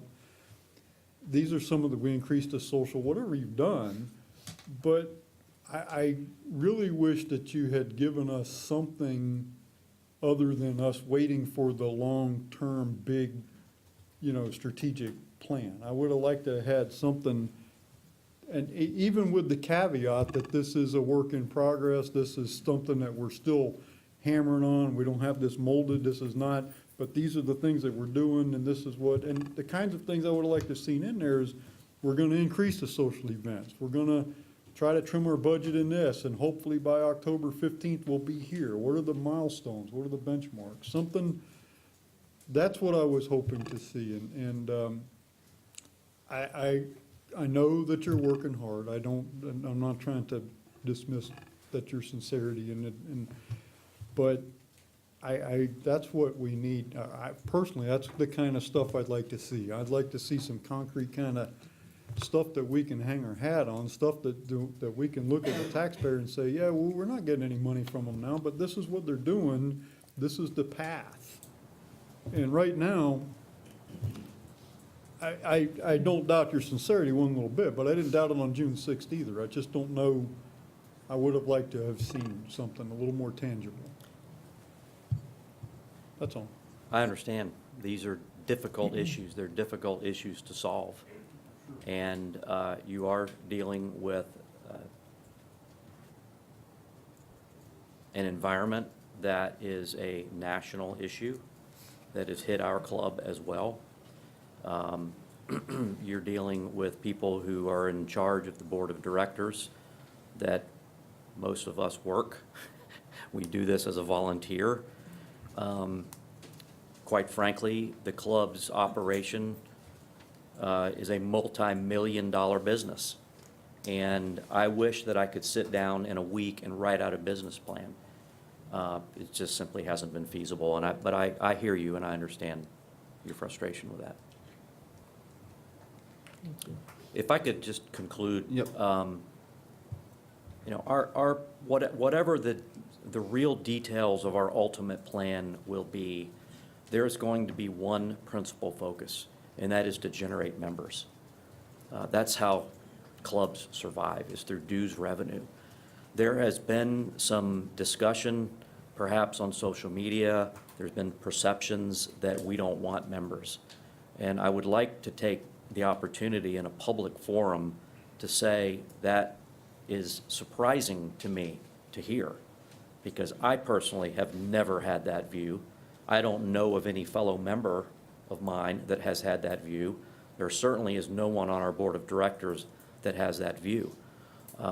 We welcome people. We want people to walk up to that office and get a membership application. It's not very difficult. There's no initiation fee. It used to be an initiation fee to join our club. We had a waiting list years ago. We would love to see the office flooded tomorrow morning with people who want to join as social members or people who want to join as golf members. We welcome everyone. So I'd like to rebut that presumption that might exist out there. And people have said, well, how? We don't know how to become a member. Well, the how is find a person that you know that is a member and they'll tell you, or better yet, go to 200 Inverness Avenue to the club's office and walk in the door and ask for an application and ask to speak to our general manager, Sean McCormick. And we'd love to have you. So thank you. Thank you for your patience. Thank you. Thank you, and for all the other members here also. We have another item here under new business, which is a Hart request for a letter of support. And I guess the city manager can explain what this is here. Yeah, Mr. Vice Mayor. Just real quick, not to dwell too much on this. We had a request from Linda Walker with the Heart Association she's a planner. Heart is looking for support to borrow some money from the federal government, basically Department of Transportation. They're looking to replace and rehabilitate and purchase some buses and related equipment, and to construct a new bus-related facility. This doesn't obligate the city financially in any way. It does lend some support to them being able to make application, and they're asking for us to initiate a letter that they can attach to their application. Very simple. Just a letter of support. You need a motion on this to approve a, We've attached a copy of that letter to the agenda. so we're going to need a motion for council to authorize the execution of the letter of support for Hart's application for funding from the U.S. Department of Transportation, buses and bus facilities infrastructure investment. Is there a motion? I love what you just said. I move to approve. There's a motion to approve, and there's a second. I'll open up for council discussion. As everyone knows, I'm not a very big fan of Hart. I don't think they bring anything to the city for the $700,000 to $800,000 that we're probably paying them a year in taxes. I don't think we get our equitable share, but I'm much happier to see them get money from the federal government than from us. Yes. So, Well said. there's any other discussion? Councilmember Chor. While we're on the note of Hart, I served them back in the day when it was an absolute disaster. And it's come a long ways, and Temple Terrace had very little benefits drawn to it. It got as bad as the director at the time manipulating the reports to show that there was better service being offered to Temple Terrace through paratransit. And they had categorized it as, we're offering X amount of paratransit rides in the city of Temple Terrace, but they were very camouflaged and misleading, because at the end of the day, we found out they were basically under a 33617 zip code, which went all the way to Busch Gardens. And the majority of the folks that were on that paratransit list were outside the city limits. So having said that, I'm going somewhere with this discussion. Once we raised eyebrows and got their attention, Heartline started giving much more attention to us. Transportation is very important to the future. I don't disagree with that. But most recently, we heard that Heartline cut their service to Temple Terrace. Certainly, we didn't cut our expenditures, but they cut the service. They're eliminating 57X, which is the one that runs up Fowler Avenue. They had given that route to us a while back to shut us up and say, we're giving you service. They've taken it away, and no attention has been drawn to that. I honestly think that we should re-engage a discussion with the folks at Heartline to look at what's being offered to the city based on what the citizens are paying, because the council can't make that suggestion. It has to be by referendum. We pay a $500,000, which is $600,000 a year to them, and we should be getting the same service in return. Back in the day, there was actually a big study done, and that's when they said, we're giving you fair service. We found out that wasn't accurate. They were fudging the numbers. When all that got exposed, the director went south, or other people went north, and it all ended up the way it ended up. Since then, it's gotten back on track. The lady that's there now is doing a very good job. I will say that. But this business that, we're cutting service at Temple Terrace, but certainly the millage didn't go down. The assessment to our citizens didn't go down. They don't have the right to do that, but they can replenish that service with something else. And there was nothing mentioned about that when the 57X or LX, whatever it's called, was discontinued or planned to be discontinued, whatever it is. I don't know if it was in the city manager report, I saw it somewhere. And this was an opportunity to bring that up. I certainly would like, this is sort of unrelated to our business now, although it relates to Hardline. I would like to have a presentation at some point made based on what we're putting into it, what we're getting out of it, and what they're going to do about the route that they cut out or plan to cut out of our city. How's that going to be, replenished? Maybe they can fund some money to USF, and USF can run the Bull Runner in Temple Terrace. There's many things there's ways where we can offset that service that they've deleted from an impact to our residents. So I just wanted to make sure that we drew a little attention to that. I don't know how my fellow council members feel about that, but if you're going to take something, you should give something, especially if you're not balancing it out from the other end. So we can discuss that after this motion's made, but I'd like to make sure that we certainly send a message to the folks at Heartline. And I agree. Let's go ahead and vote on the motion on hand. All those in favor signify by saying aye. Aye. All opposed, say nay. Motion's carried. I will sign the letter of support. And I agree with Councilmember Chilora. Maybe someone from Hart should be here presenting before us. Probably be nice if they took a bus over. But, So I'm trying to remember who is our chair. I'm getting ready to address that. I've been riding the bus in the morning. I'm calling them the moving meetings. And so I take the 21 down to the Marion Transit Center, and then I ride the 6 back, so that I could hear the people who are actually on the bus. The bus is not always full. It has what I consider to be good ridership, but the statistics weren't basically playing out. So I am meeting with the folks at Nantucket Bay in September. They haven't set a date yet. And Hart representative is coming. So this Monday morning, a Hart representative was on the bus with me, because I'm not making any promises to the riders of what's coming. They've offered some different scenarios as to what could replace that. I don't know that those are going to be beneficial, but the basics boil down to, if there's not enough people on the buses, then those are the routes that were cut or changed. They did redirect the 51, 51 to come into our park and ride and take those people. That's an express bus. But I just heard that bus is more expensive, and I said, oh, that's not something that I knew. So I'm definitely talking to the director. And you're right, she is doing a good job. And they have come a long way from that type of scenario.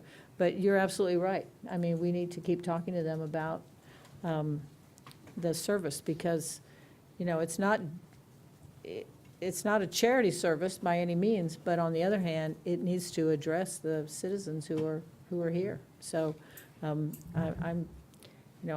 a vote on the board. And some things they told me at the meeting last week when we voted to approve all these new measures, and these went, there was a huge crowd from Fishhawk who were upset that they couldn't have a bus every hour. Well, they have people riding the bus the first hour of the morning and then 0 people riding in the middle of the day. Those are understandable, that those should be cut. But I agree that there's some tweaking that needs to be done, and I was told that in the next 3 to 6 months, even these plans are going to be tweaked again. So as far as I'm concerned, every time I meet with the people on the bus and I ride the bus, I send another suggestion to Hart that says, okay, this isn't going to work, especially this $2 increase. I mean, $2 to ride a bus that is our only alternative, that's a high price to pay to somebody who say, by the way, your bus is gone, but hey, you can ride this one, but it's going to cost you quite a bit more. So I'm working on it. Mr. Boss, if I can. Yes, I know Councilmember Route Jones. 6 is one of their busiest routes back yes. from the day that I was still there, and I And assume it that's- still is. Yeah. But I would like to take formal action and ask our city manager to be able to reach out to the director and say, if there's the will of this council, say, we'd like to know what and how you're going to do to replace 57X. Give us some options, because coming from one board member is one thing, but coming from a whole council, they may look at, okay. Absolutely. I would just like to send a strong message. We're watching, you've taken away, what are you giving back, or what are you taking out? Let us know. I mean, we're not just picking on them. We looked at the country club, we looked at them, we looked at the budget the other day. It's all the above. So I would, if there's a consensus here, I would like to ask I'm in that, full agreement with you. Yeah. so we can direct the city manager to reach out to Ms. Egan and inquire about the service that has been, or planned, I don't know if it's out yet, or if it's planned to be out, October. okay, to be out, and what they're doing to help offset that. There's always been talks about this bull runner thing, and they get federal grants, they get lots of money. Maybe that can tie into the city when they do the vegetables, the fruit market next door, maybe that can tie in, students want to come, but whatever it can be. We want to make Temple Terrace a convenient place to live, and if you can provide transportation, that certainly assists for folks, or if there's people professors or students that go to USF, parking is a very rare commodity over there. They can park in one of our lots, and the bull runner could pick them up from the public parking lot next door and take them down there. So there's different ways to address this issue, but if you're gonna take, they need to give. So that's the point I'm trying to make. Thank you. I'm in favor of that. Thank you. And just, this couldn't fall under new business or council business, but Councilmember Donnie would like to address a couple items. Yeah, I'm sorry that Glossed over. Mrs. Fernandez had to leave, but I know she has school-age kids, so. Her question was valid. When we had our budget meeting yesterday, and this, of course, I'm directing this question to you, Mr. Stevenson. I agree with her 100%. I felt like the people who really wanted to answer are our directors. I mean, if they put something in or taken something out of the budget, I'm sure they can answer that. And I really would like for us to go back to that old style, which was to actually be able to talk to each director and find out what's in this budget, what isn't in this budget, and why, justify it, because it was very difficult to understand, and she is sitting in the audience understanding because she's done it before, and yet she's in the same boat all of us were in, which is that we couldn't get any answers because we weren't really asking and saying to them, hey, okay, Public Works, why don't you just tell me why you're asking for this? Actually, we didn't get to Public Works. It got so late that we didn't even get finished with the whole thing. Yeah, we can certainly go back to that format at our next meeting. By no way did the city manager indicate to any of those directors that they couldn't be capable of answering questions from council at that workshop. That certainly is not the intent. Every single one of them was sitting in the audience, and certainly with questions that we couldn't answer, or they could. They were very capable of answering That's good to know. their questions. So we can go back to that format at our next budget meeting. We can certainly engage them one-on-one. That would be very helpful. Yeah, I agree. I think that worked a little bit easier for us to do it, particularly maybe from up here in the dais where they can come and present and we really kind of know what's going on and talk to everybody. It would make it much easier for us to go through the department. I realize also there was probably some formatting, interchange, exchange between what the department directors did and how it got out to us, between coding and everything else, that made it a little problematic even for some of the department directors to look at not having the exact same codes as they have as it comes out in a summary thing. The department But directors. that can all get worked out, because I think internally, every department probably has everything squared away. It's just how it all came out in the mix. We will prepare That created them. some confusion. Yeah, we will prepare them to understand the summaries that you look at. They're not used to seeing those summaries. They're dealing in, line item minutia. I mean, but we just had a meeting today, and they're now very engaged with that summary and that format that you see, so that at our next meeting, we can certainly engage them one-on-one if need be. So. Good. Thank you. Can I have my note back? Yep. I asked permission to make this announcement, and I gave you my note. Okay. I just want everybody to save the date. This is another thing. October 14th is the Temple Terrace Reads, and it's also the Fire Station Open House and the Temple Terrace Junior Women's Club Book Exchange. So this is a big deal. There's a lot going on that day, so don't do anything else on October 14th. And thank you for allowing me to jump back in with council business. I apologize. Okay, any other new business? Seeing no other new business, we'll go on to the city manager's report. Yeah, Mr. Vice Mayor, I'll make this very brief. If I can ask Miss Teresa Frazier to come up. She's got something to share with council. As you know, Teresa runs our library. Hi, It's all yours. Teresa Frazier, Library Division Director. Some of you might have heard of an event that's happening Monday, August the 21st. It is the All-American Solar Eclipse. And it's being called this because in the 241 years that the United States has been together, this is the first time that a solar eclipse has gone solely over the United States. No other country in the world will be able to view this. And people are getting really excited about it. Several months ago, one of our staff members applied for a grant with StarNet, and we received 1,000 of these little jewels from for our grant. They are very popular. I'm not saying it's gold, but if you put one on eBay, you could probably fund a really good vacation. Oh, my goodness. Now, A new revenue stream. there you go. On Saturday, we actually had a program, and we were expecting 50 participants. Almost 500 people showed up. We had an astronomer there, Tanya Diedrich, and we had gotten her to come to do one program at 2 o'clock. The first person that showed up came at 10:30. By 12:30, the room was full. She was so kind, she stayed and did 2 more programs. So we were able to get 308 people in. Wow. And that was important to us because if you've been listening, these things are really important to your eyesight.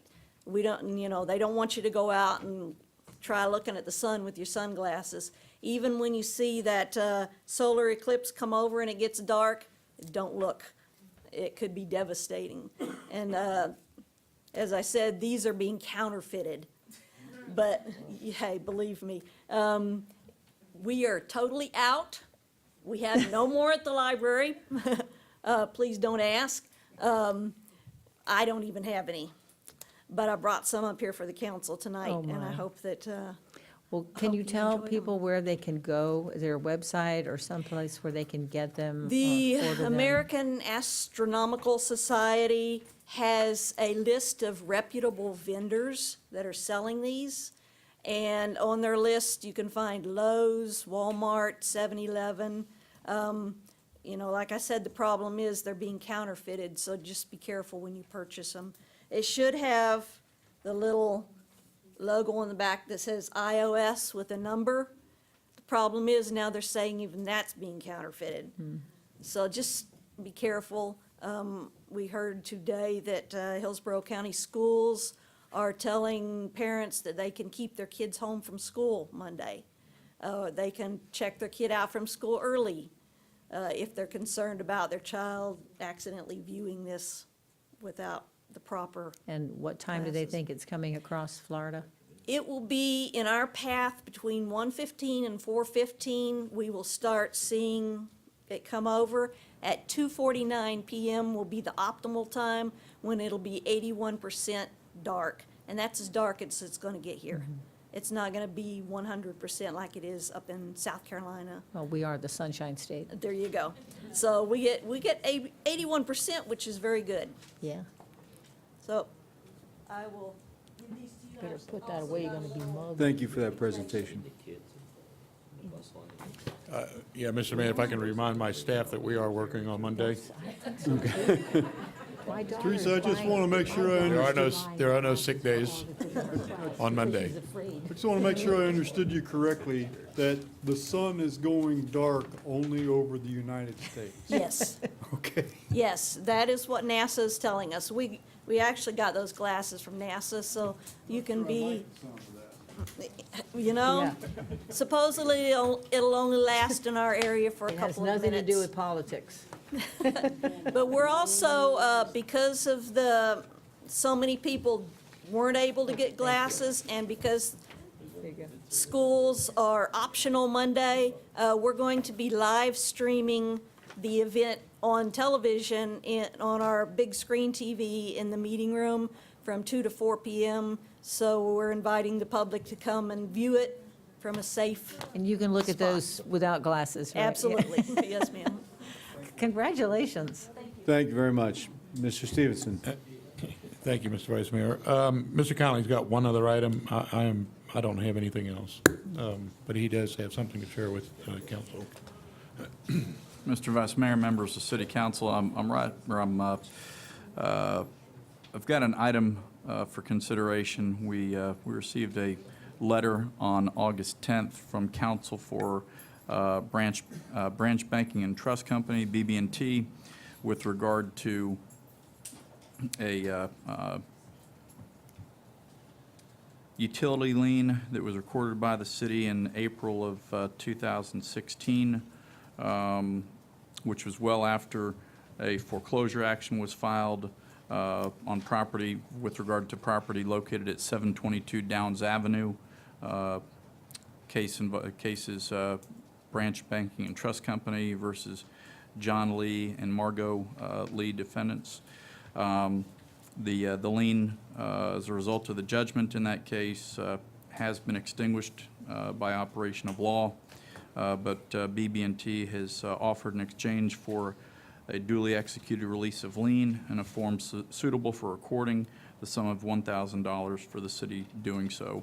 I'd recommend that you authorize city clerk to execute an executed release of lien with regard to the lien that's recorded at OR Book 24047, page 898, in exchange for the sum of $1,000 as offered by counsel for BB&T. Okay, we need a motion to approve that item brought forth by the city attorney. I'll make a motion that we direct the city clerk to prepare the documents necessary to prepare a release of lien. Motion, is there a second? I'll second that. I have a question. There's a second. Now it's open for council discussion. Councilmember Donahue. I take it this is non-negotiable?